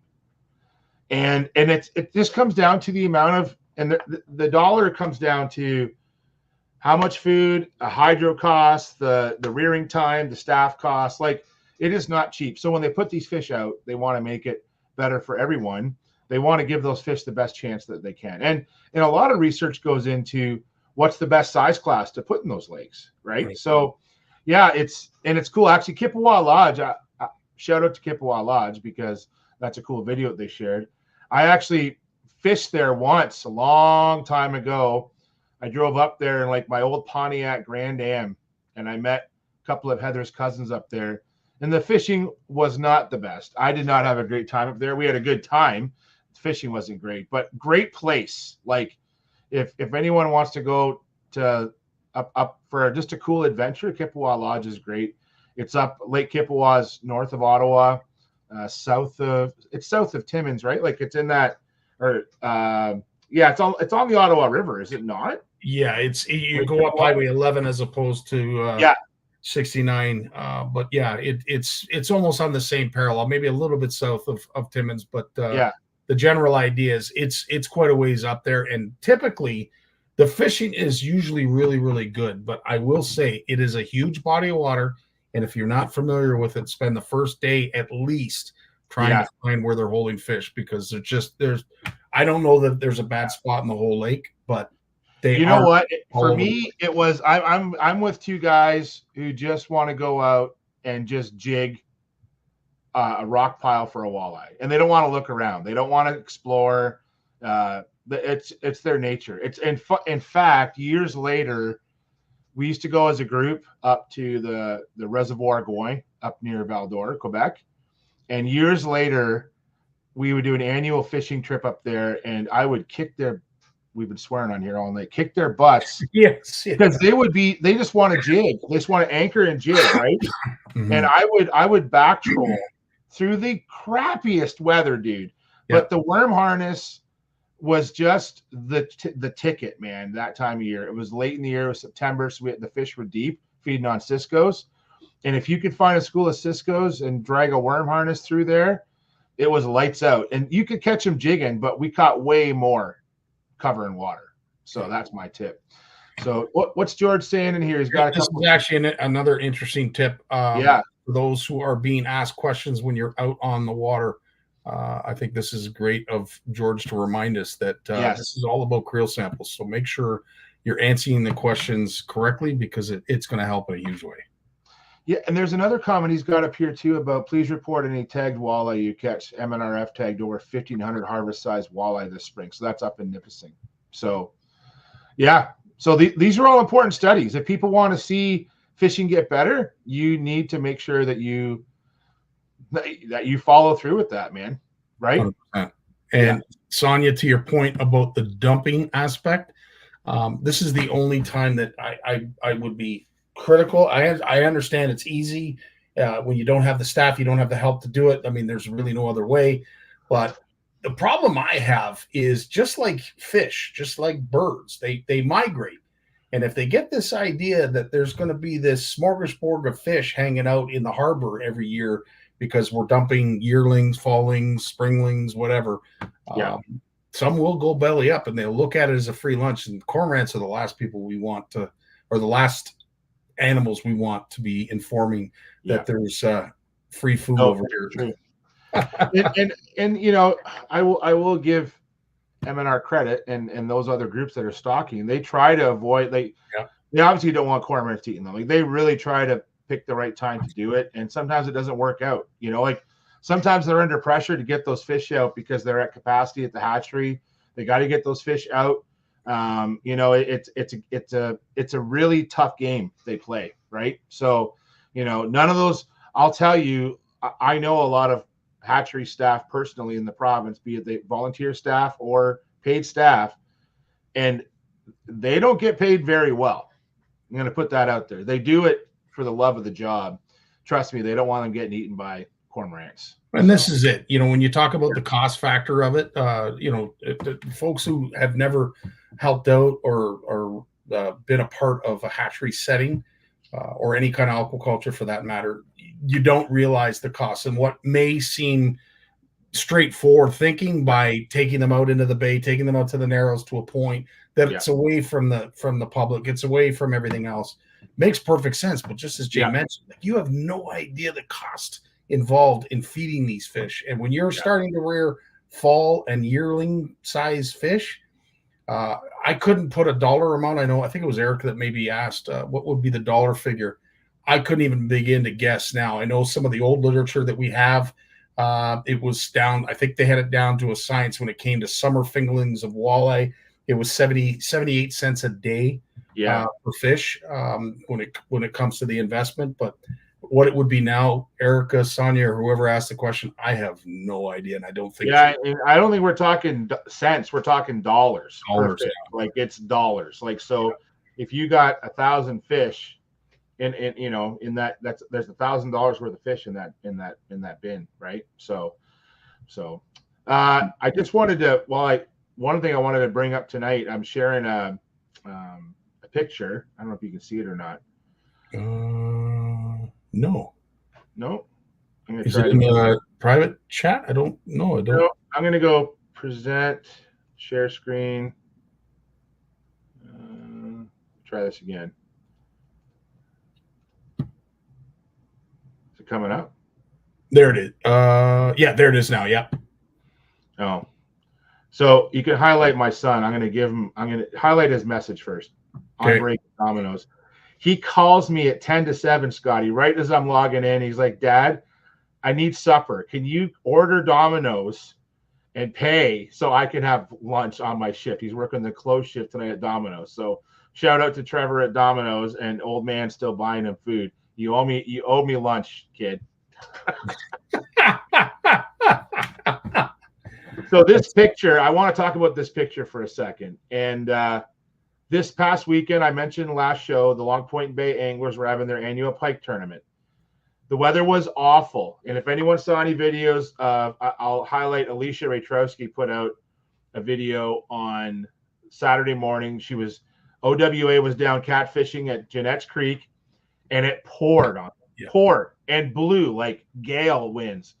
So that hit Long Point. Not as bad. The rain not as bad, but the winds were bad. And, you know, these tournaments are hard. Like I give a shout out to the guys who fished it. Last year we had over 60 teams. This year was about, I think, 48 or 49. But it's of those teams, It's the same 30, 35 teams. This is their annual thing. They do this every year. It's always the Saturday of Mother's Day weekend. So shout out to this is Matt Donald and Travis Pettit. So Trevor and I came down to run the scales to help John. John's working the live release boat. Oh, and we raised money for the live release boat for this tournament, which is awesome. And this is at the Sandboy Marina in Long Point. Shout out to Sandboy. They gave us a big donation as well. So John texts me in the morning and says, I know you're coming down. I want to open the scales early because the weather's bad. I'm like, yeah, no problem. Like, so I think we came down around noon. And these two guys were waiting for me because they caught these two fish at 9:30 in the morning. They figured they wanted to weigh them in because they probably wouldn't catch anything bigger. And they won the tournament, dude. So at like 12 o'clock or 11:30, I weighed these two fish. Matt and Travis weighed in. This combined, both fish was 23.35 pounds. And the big fish, the one on the left, which Matt's holding, that one was 12.8 pounds.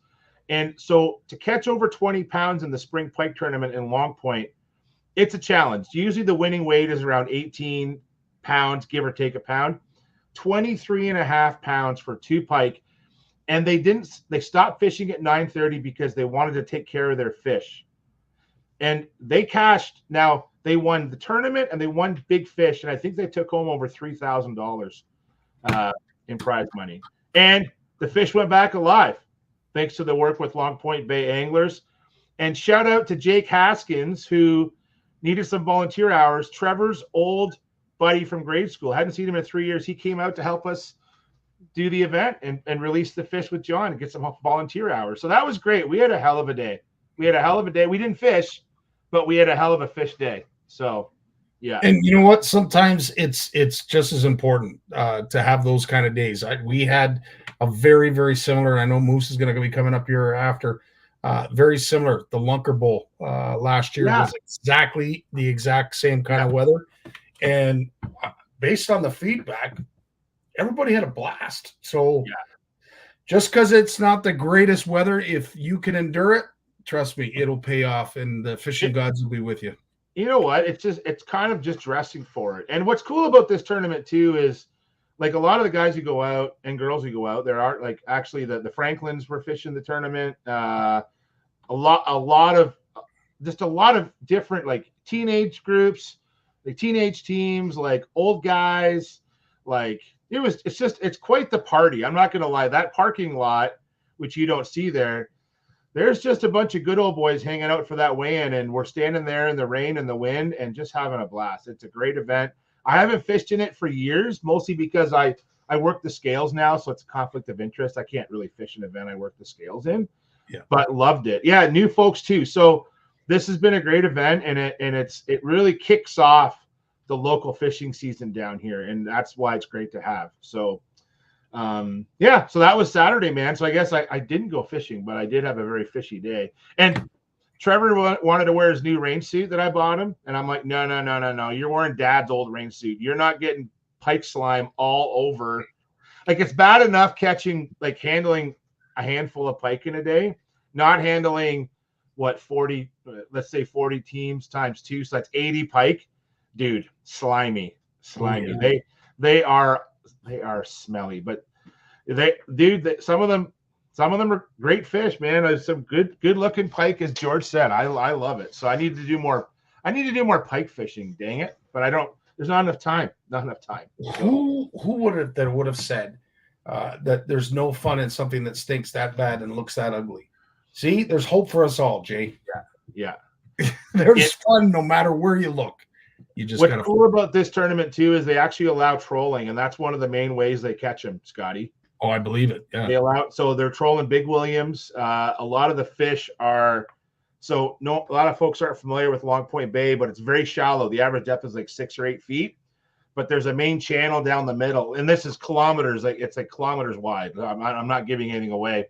A lot of the pike come out of all the marshes around the bay, and they sit on that channel edge where the weed beds are, and they're post spawn, and they like lay out there, and they stock up, they load up on food before the water gets too warm, and so everyone's just out there trolling for these big pike. It's just awesome. Yeah, Adrian, you're right, man. You know, years ago on one of our walleye trips, one of Heather's cousins loves eating pike, and if you clean it right, it's a great tasting fish. And quite often when we go to Long Point pike ice fishing, if we catch a 3 or 4 pound pike, like I don't want to drag some giant 10-pound pike home. We catch them that size, but a nice 3 or 4 pound pike, a couple of those, they taste great, man. Just I don't want to clean them. That's all. 100%. And just to keep your wits about you, George has already reached out to the COs up in the Nipissing area. Yep. Of course he has. Yeah. Good luck with that. Yeah, I'll be. I'll be sure to keep it on the down low where I'm going. What else good? Oh yeah. So I wanted to talk about here. Okay, I've been getting lots of questions about this, Scotty. I want to talk about this setup that I got. Beautiful. So this is, I've actually worked on this setup for a while. So we always talk about live release on this show, especially with the CFN Fish Off. And what I've been doing for a few years, this is a Fibril steelhead net. Okay, they call it steelhead net. I wish the handle was a bit longer, but what I love about this net is that it's got about a 20-inch hoop on it, and it floats. So you can float it in the river. Your fish can be inside, and it floats. And what I've been using for years are magnets, which is not new, right? So on the back of my wading jacket, I have a D-ring, and I put the magnet up there. So if I want to land my fish, I just reach back, pull the net down, net my fish. Well, years ago, I got into using backpacks and sling packs. So if I'm fishing for like bass or for suckers for the fish off, things like that, like I'm bringing like the whole day, we're gone for the whole day. I got water. So if I bring in a backpack, so I'm like, how can I use the net when I have a backpack in the way of my magnets? This is what I've done, man. So this is my wading belt. Okay. Wading belt.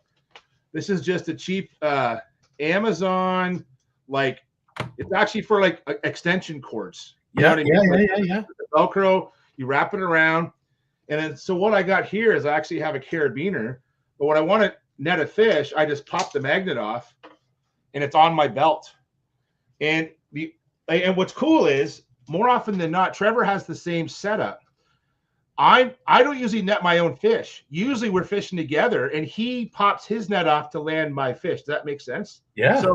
So we each have a net. These nets are like, they're pretty cheap, man. I don't know. They're under $50, but you don't have to use even this one. They make cheaper nets. Like Lucky Strike makes some great small nets that you see at Canadian Tire all the time. And I just did this setup with the magnet off Amazon and just paracord and just cut it to the length that you want.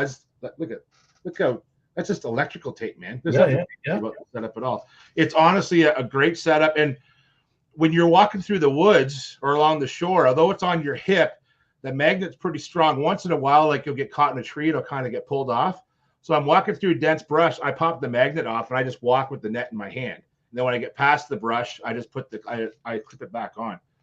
That's been an awesome setup, dude. And I mean, I know this is an easy thing that, you know, perhaps a lot of folks maybe didn't even think was possible, but a floating net. Yeah. Do you know how many nets people have probably lost over the years just driving back to the cottage or going across the lake in a windstorm or whatever? That is genius. I'm going to see if it actually will show up here. Now, that's a good size hoop. I like the size of the hoop. Generally, what size of fish are you catching in a net like that?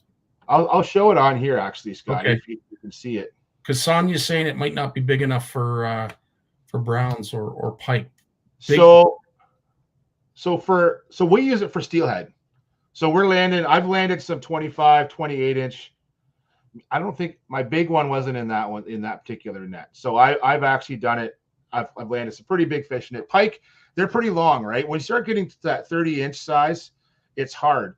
But this net itself, this is the big one. So it's a 23-inch hoop and it's 19 inches deep.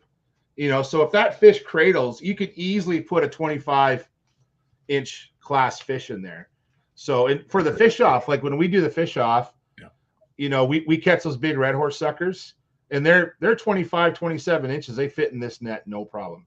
Yeah, it's a rubber net. So your treble hooks we find sometimes the small trebles, like if we have small trout spinners, they'll get caught in there but otherwise it's a good rubber mesh, like, and it's durable, right? So yeah, you can buy these. I don't want to promote I hate promoting Amazon, Scotty. Yeah. But these nets are hard to find. So I find them on there. So they're called the Teardrop Floating Trout Net. There's 4 different sizes. This is the big one, 19 by 23.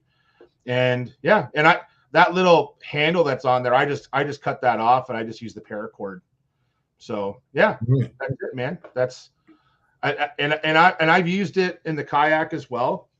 But in the kayak, I typically use a longer handled net because I have more leverage with it. But for stream fishing, that's a great net to use. And I highly recommend it. Like when we're doing our fishing videos, the fish stays in the net. Like we literally just float the net. And if it's a really big fish, we might kind of pull the net forward a bit so it doesn't want to jump out, like kind of close it off, or we'll put like a stick over it or something. And you get your, Trevor likes his little Instagram videos now, which he does a great job at. So he gets it all set up. He's got the fish in the net in front of him. He picks it up. I know he did that blooper video, right, the other day. Yep. Like the fish just kept falling back in the net. I told people he's not dropping it in the mud. Like I call them mud trout. We don't like the mud trout. He just drops it back in the net. So if you start fumbling, just drop it. Let it go back in the net, pick it up again. So you can take some really nice videos and photos having a net that floats like that. It's great. Great advice as always, Jay. What else have you got outside of your trip to Nipissing? Anything else on the go, or are you just focused on that for now? Just focus on that for now, man. Like I'm literally I'm up to my armpits in let's see. I got shout out to Frontenac Outdoors. So I'm putting together my new black pack, which is my storage box on steroids, Scotty. So this is for the back of the kayak. Yeah. So it's going to have 4 rod holders per side. It's got a lid. It'll hold I don't fill it with tackle because I think I'd sink, but I just love these Yak Attack boxes because they actually they're not waterproof, but they actually have a nice lip on them. So they are relatively watertight. So when it's out there in the pouring rain, the old style milk crates and things like that, man, like tackle's going to get wet, but I don't know about you, but I can't stand it when it's raining in my tackle boxes. Like it just drives me nuts. Well, it's rust, because if there's anything that any angler can't handle is when you open up your crankcase, your crankbait case, and it's full of rust. I don't know. To me, you might as well just put pike slime in there, especially if you're going after walleye. Nothing attracts rust. No fish is attracted to rust. Yeah. Well, and that's why I've talked about this before, but we've switched a lot of our boxes now. We're using the Plano edge boxes. Yeah. And I know you can get cheaper ones like knockoffs, but they come with these little, basically they just absorb the water. Right. And you can actually put them in the oven for a period of time. There's some YouTube videos on it, and it recharges it. So it dries it out and recharges it. Really? So yeah. So you can if you've had a wet box at the end of your season, you can recharge those, and you're good to go again. So even Flambeau has rust inhibitor in their boxes, but you could buy the little Flambeau strips that you cut and you put them in your boxes. And I put them in like every box we have. Like I always tell Trevor, our trout boxes, just the little Planos, right? With like 5 slots. They're in there because when we're trout fishing, like we look what happened to opener, man. It rained for 2 days. Yeah. And I find it makes such a difference. We dry our stuff out after, of course, but having those little rust inhibitor boxes, it really makes a difference because we will eventually get rust on some things. It does happen, but it really, really helps a lot. So awesome stuff. Awesome stuff as always, Jay. Outside of the fact that we're just so happy to have you here and spending time with us, was there anything else you wanted to mention before we bring up Mose? I want to bring up Mose. I want to hear what he's got to say. I always love it when Mose comes. Like it's like the best for last. So I'm gonna sign off, but I'm gonna keep on tuning in here while I finish putting together my giant box over here. Right on. Right? Appreciate it, Jay. We've got Mose coming up. We just want to share this video so that anyone who has not heard about the Lunker Bowl this weekend, here's a video that's going to show you and tell you everything that you need to know. Thanks, Jay. Have a great week, bud. See you guys. Sign up by May 13th to win an early bird prize, a trip for 2 to Camp McIntosh on the French River. Every participant receives a grab bag worth over $50 and numerous chances to win prizes including rods, reels, tackle, and trips. We'll also host a fish fry to wrap up the event, providing a great opportunity for attendees to swap stories and laughs. The entry fee is $75 per person. Additionally, the CSFL Lunker Bowl will run concurrently. Why participate in one tournament when you can double your chances at winning cash and prizes by entering both? Entry for the CSFL Lunker Bowl is $200 per boat, allowing up to 3 people per boat. Please share this with a friend and register at www.csfl.ca or call us directly at 905-640-2277. In the house. What's up? What's up? What's up? How you doing, my friend? Always a pleasure to see you. And is that the one and only? Sean? It is. It is the one and only. Oh boy, we that might be like poison. Yeah, we're sitting in the headquarters, Dipshit Outdoor headquarters. Well, it seems to be a bit of a theme. If we could, I'll tell you what, if we were to be paid $1 for every time someone said SHIT tonight, we'd probably have $20 in the swear jar. So I wasn't sorry, buddy. No, it's been an interest. We've had a lot of fun tonight. It's been a lot of fun. But speaking of which, there's a lot of fun to be had this weekend, Moose. We look forward to this, the Lunker Bowl. This is the ability to build community, get to know our OFC Nation community. And you know what? Just have a little bit of fun on the water. Absolutely. It's gonna be a very fun weekend. I had the pleasure of spending some time with the one and only Mr. Pallotta out on Balsam Lake this weekend, and we did a bit of pike fishing for the NGTA pike tournament. Not gonna lie to you guys, I think it's gonna be a grind. It's gonna be a tough one. The lake has been every weekend. There's been a pike tournament for the past 3 weeks, I hear. So from seeing what I saw on the weekend, I want to congratulate Sean McCall and Chris Tatosco for their big win. But yeah, me and the big guy, we struggled a bit for sure. Oh, it's interesting. It makes it that much more interesting, and I think you're probably going to get a few more people signing up just knowing that they might have a chance. Well done. Well played, Moose. Yeah, no, absolutely. Our numbers are looking good. The grab bags are looking good.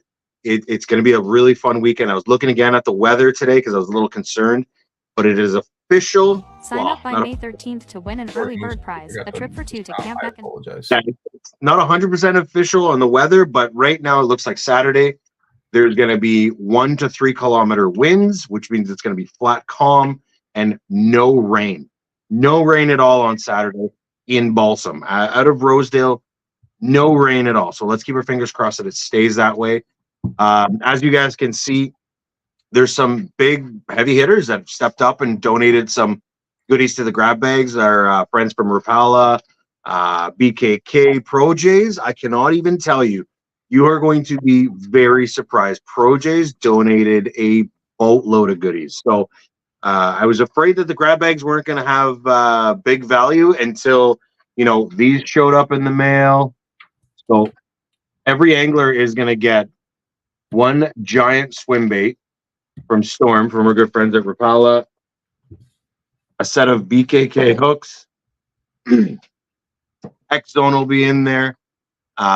Dude, I can go down the list, but I can confirm it's finally happening. We're officially over the $75 mark for the grab bags. So for those of you who are going to generously dig deep into your pockets and pay $75 to do the OFC Nation charity tournament, we will give you a grab bag full of goodies, which will also include a t-shirt. So I can't tell you what type of t-shirt it is, but there'll be a t-shirt in there.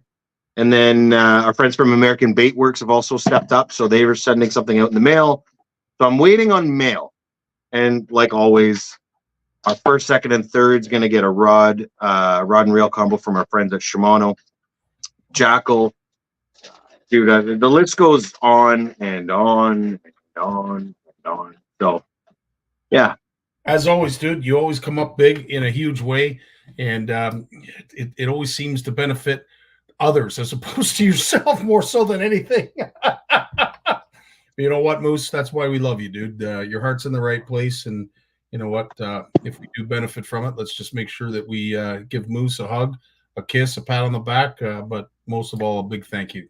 No, honestly, it's not why I do it, but at the end of the day, this weekend is looking like it's going to be a lot of fun. Obviously, the barbecue is going to be a blast. The fishing is incredible when it comes to like the way the tournament is run. It's a lot of fun. From what I'm seeing, the fishing is going to be tough. There are fish to be caught. There are pike to be caught. But they're on the smaller side right now from what I'm seeing. So, you know, don't think that you can't win it with a 25 to 35 inch pike. It's definitely possible. Like I said, there's going to be first, second, and third. And then, you know, we're running simultaneously with the Lunker Bowl. So quite a few people are signing up for both. I was supposed to have the young lads with me here today, Dante and Nico, but unfortunately they couldn't make it. So we're going to have them on after. Now they're locals to that lake. And from what Dante and Nico were both telling me is that they're also struggling. Yeah. So it's going to be a tough fish. You're going to catch fish, but if you're looking for that giant, be careful. Be careful. Now, just in case folks are looking for ways to pass the time, we had a segment, I'm not sure if you saw it, in regards to some of the strangest things you've seen on the water. We shared a video that Scott Martin had a situation occur to him where someone pulled a gun. I got to ask, Mose, because, and we'll have to keep it within the confines of good taste, what is the craziest thing you've seen on the water? Let me bring in my good buddy, Sean. Sean, come on over here. Come on over here. So I'm going to tell you my story, but I know he's got a boatload of stories. Let's keep it PG. Yeah. So what has been the craziest thing that you've come across on the water? No PG stories. No PG stories. All right. No, my PG stories are limited. All right, so I'll tell you this: Rice Lake, and it happened twice actually. Rice Lake, and on Koochachig, Colby and I got shot at with a shotgun, but Colby and I got shot at. We didn't see these gentlemen, and if it happened once, okay, but it happened twice. They shot in our direction, and I think it was just sort of like a warning shot, like stay away. Because there was just pellets scattered all around us, and you can see them in the water. So I don't know if they just shot up straight in the air or shot towards us, but to the side of the boat. But yeah, I've been shot at on a boat. Jeez. Yeah, know what's happened. Muskie hunters know all about that. Yeah. By the time muskie season starts, duck hunters out, they get very bitter. Yeah. They feel it's their lake. Yeah. But no, that happens quite often. You get people jumping off their dock onto your boat. That happened once. Jeez. You know, I was close enough to this guy's boat, or I was close enough to this guy's dock, because my trolling motor had actually died, and I was sort of just coasting in. We weren't fishing, and I was sort of coasting in the water, like I was being pushed towards his dock. So I was holding his dock and just kind of pushing off. And Colby was at the back of the boat. I told him to continue fishing at the back of the boat, and this guy thought I was fishing his dock, or I'd caught a line or something. I'm like, dude, I don't have a fishing rod in my hands. Like, my trolling motor died. I'm trying to get it back up. And he's yelling and screaming, and he ran right out on the dock, jumped in my boat and just right in my face. And you could imagine how that went. But I wasn't wet at the end of it. But I had Colby start main motor, and we left. So, jeez, yeah. Wow. And see, I thought they were just shooting at you because your name was Moose, but no, there's been you'd be surprised how many people well, look at that video that surfaced, was it 3-4 years ago? Bunch of fishermen out on the water, they're all doing their thing. I think it was a clubby, and some jackhammer just started doing figure eights in and around all the boats. oh yeah. There's a lot more of that happens than you guys would think. Last year on Rice Lake, I had some numbnuts in a Sea-Doo try to pull that shit, and and I got it on tape, and I recorded it, and I uploaded it. I took it down after because I didn't want any issues with him, but he was fully in the wrong. He was 100% wrong. Kind of got me going, and we had choice words, and I might have said the wrong thing 2 or 3 times because out of anger and rage. But yeah, no, it happens a lot. And if people just sort of stopped and took a look around and understood that, hey, man, we don't do these things purposely. Things happen out on the water. But people are very quick to judge, like the guy in the kayak who the canoe who pulled a gun. Like that's insane to me. Yeah, it certainly is, and I'm glad it ended the way it did, because if we wouldn't have been able to talk of it in light like we are right now if it had ended some way else. So yeah, to your point, I'm glad it ended the right way and not something that we're going to use as a stat going forward. In regards to our fish fry at the end of the event, I want to say I'm really excited. We're going to be using a different cooktop this year, which I think will allow us to be able to do hot dogs, hamburgers, and fish. Because as we see, some kids come, they don't necessarily want to eat fish. They'd rather just have a hot dog or hamburger. So needless to say, as much as we rave about the fish fry, we're going to make sure that we open up the menu so that we address everybody's palate. Anything else about that day that I'm forgetting, Moose? I'm trying to think as well. I don't have my papers in front of me. Parking and launching. So you will have to park on the road. With this year, we were there on the weekend. They've got a load of boats in there and they're super busy. So if you're going to launch your boat, you got to park along the road. But I mean, most people park along the road anyway. Yeah. There's nothing that off the top of my head, other than the early bird prize for the trip for two to Camp Mac, which we're going to announce on Thursday, I believe. Okay. Or we'll at least pick the name on Thursday. But before we start fishing on Saturday, we're going to announce the early bird prize. So if you've entered before the day of, that'll enter you into the early bird draw. And that's a trip for two to Camp Mac on the French River. So never disappoints. Yeah. No, man, I honestly, I think we've covered it all. If you need any more information, go to csfl.ca to register. Don't hesitate to reach out at any point in time. I'll happily guide you in the right direction. Come out. Let's have some fun. The Lunker Bowl is every 2 hours. It's a big fish tournament, so every 2 hours you can bring in a big fish.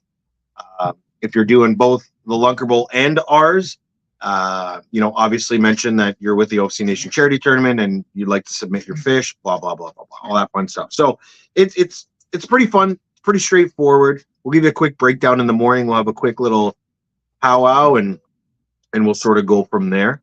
I did get asked, Moose, if folks are in the OFC Nation charity side of the tournament, do they have to enter a live fish? Does it have to be live to be entered and legit? We would prefer that you enter a live fish. We're huge into, catch and release. Yeah. If the fish is not alive, and like I said in the last live, if the fish is not alive, I'm okay with it because I'm probably going to eat it and we're going to add it to the fish fry. But we would prefer that you, it's got to be, it can't be dead and look like it'd been dead for 2 days kind of thing. If it's got a bit of kick and fight to it, please submit fish. It does have to be somewhat alive. If it happens to die while you're at the dock, we'll eat it. Because I know there's a few people that have said, well, what if, somebody goes out and catches a fish the day before, the day, a week before, whatever, and they submit that. We will be doing boat check in the morning. So whatever vessel, safe vessel, so if you're coming out in a canoe or a kayak and you're going to fish the river and so on and so forth, you got to have a life jacket. If you got a motor, you got to have a kill switch. All boats will be checked in the morning. So there will be a boat check. But if the fish happens to die, and a lot of the times, most of these boats have incredible live well systems.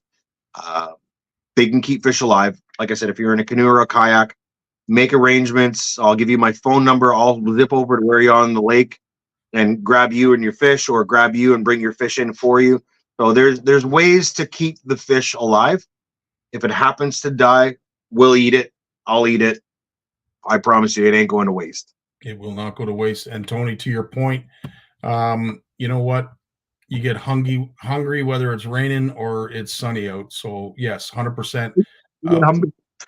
Folks got to eat, man. Folks got to eat. Yeah, absolutely. No backup plan, Tony. It's just get her done.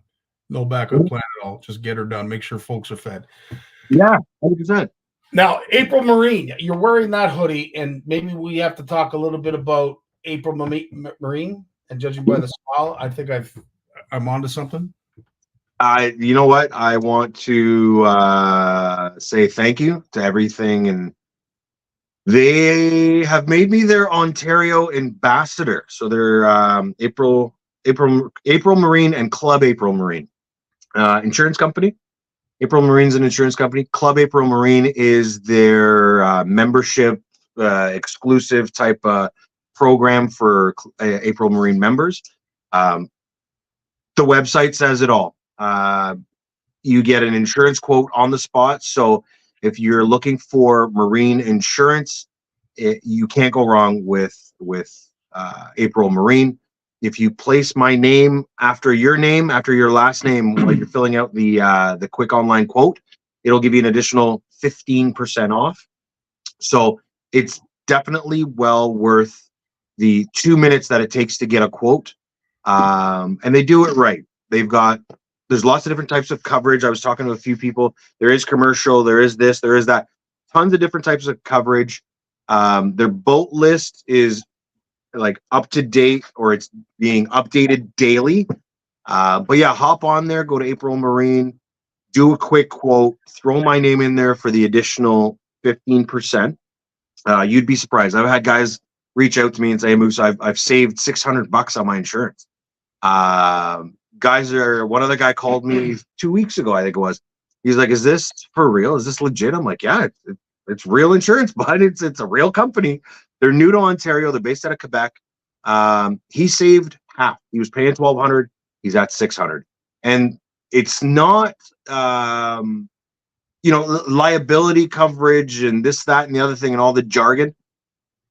It's incredible. You have to read all the details. $3 million coverage for liability, contents of the boat. Every insurance policy is different based on what you have, what you're floating on, and what you have in the boat. But there's always a better price to be found. And I think Club April Marine hasn't let me down yet. Everybody I've talked to has had great success in getting a discounted rate. So check them out. And to your point, they're not just selling insurance. It's almost like they're selling a lifestyle with that. Lifestyle, for sure. There's multiple events throughout Ontario and Quebec. There's a lot of Sea-Doo events. There's always gatherings and outings. There's fishing events from Cornwall to Quebec to here in Ontario. Tons and tons of different things. If you go to their website, you'll see where their partner list, and their partner list, if you're a member, if you get, insurance with April Marine, you have a section where you go in and you sign in under Club April Marine, and there's a whack load of different businesses that offer discounts for April Marine members, Club April Marine members. So very, very cool concept. They're great people that really love boating, fishing, and I'm excited, man. It's gonna be fun. This will be the first time I do a tournament in Quebec this year. I'm gonna go do their Club April Marine Bass Tournament. I think it's just east of Cornwall. Cheap beer, Sean. Cheap beer. That's hilarious. Well, as always, Moose, this is the information that we want folks to know. If there's anything more that you need to know, please reach out to Moose or myself. I'll certainly point you in the direction of Moose. If you want to get involved in the CSFL Lunker Bowl, of course, the CSFL website is where you need to go to sign up for that as well. So whether it's one, it's the other, or it's both. We're going to see you hopefully at Balsam Lake and Rosedale. But needless to say, thanks to all the sponsors that have added to the grab bag. I'm not sure how you pulled this off, Moose. That's not even the updated donation list or sponsor list. I mean, wait till you see the next list. It's incredible. I just haven't had time to do an update, but I wanna thank everyone for reaching out, for donating. There wasn't a single soul that hesitated. Yeah, whatever you need, Moose. Whatever you need, Moose. Whatever you need, Moose. Like I said, ProJ's went above and beyond, and I'm excited for you guys to see all the goodies that he's going to provide us. Kyle Carruthers from Greywood, loads of goodies coming from him. Again, X Zone, Rapala, Shimano, BKK. Awesome stuff. The list goes on, and I'm very grateful and I'm very thankful to have some of these companies back us, because it's true, they see a value in what we're doing, and it means the world. It means the world. So I want to thank you guys for reaching out. Right on, Mose. Well, as always, dude, we really enjoy our time with you. Thanks for the story and then some. Sean, thanks for your time, my friend. I know you're a busy man, walking the dog, finding deer carcasses on the side of the 407. You're a busy man, so we really thank you for that. I do have one more thing. The following weekend, you and I are going to be doing the Canada US Walleye. Oh boy, I was hoping you were going to forget. Yeah. So, regarding the Canada US Walleye, there are 2 spots left. So, Sturgeon Lake, Canada US Walleye, if you're interested in doing them, there are 2 spots left. This I found out tonight. I was talking to the big guy. We're just making some plans for print, and he says, there's 2 people that just backed out. Unfortunately, they couldn't make it. So, there are 2 spots left if anyone is interested in the Canada US Walleye. Right on. Appreciate it, Mose. Thanks so much for your time, bud. We will talk to you right after we're done the show. So I'll just put you backstage. Stay tuned. Folks, thanks again for your time. Really appreciate all of you dedicated CFNers showing up, as you do every Monday, to watch, to learn, and to be entertained. And to those who came here today, Mike Sklad, Big Jim, Lawrence, Jay, and of course, Sean and Moose. They're valued guests. They're valued performers, as you would say in some cases. But we appreciate their time, and they just make this community that much easier to follow and have fun with. On that note, I hope everybody has a great week. Really looking forward to you OFC Nationers this weekend in Rosedale on Balsam Lake for the Lunker Bowl. Come with the intentions to have fun. Come with the intentions to fish. And, of course, come hungry. Come hungry, friends. Dave, it's time to take us away, buddy. Have a great week. All the best, boys and girls. Love you all. Take care. Peace.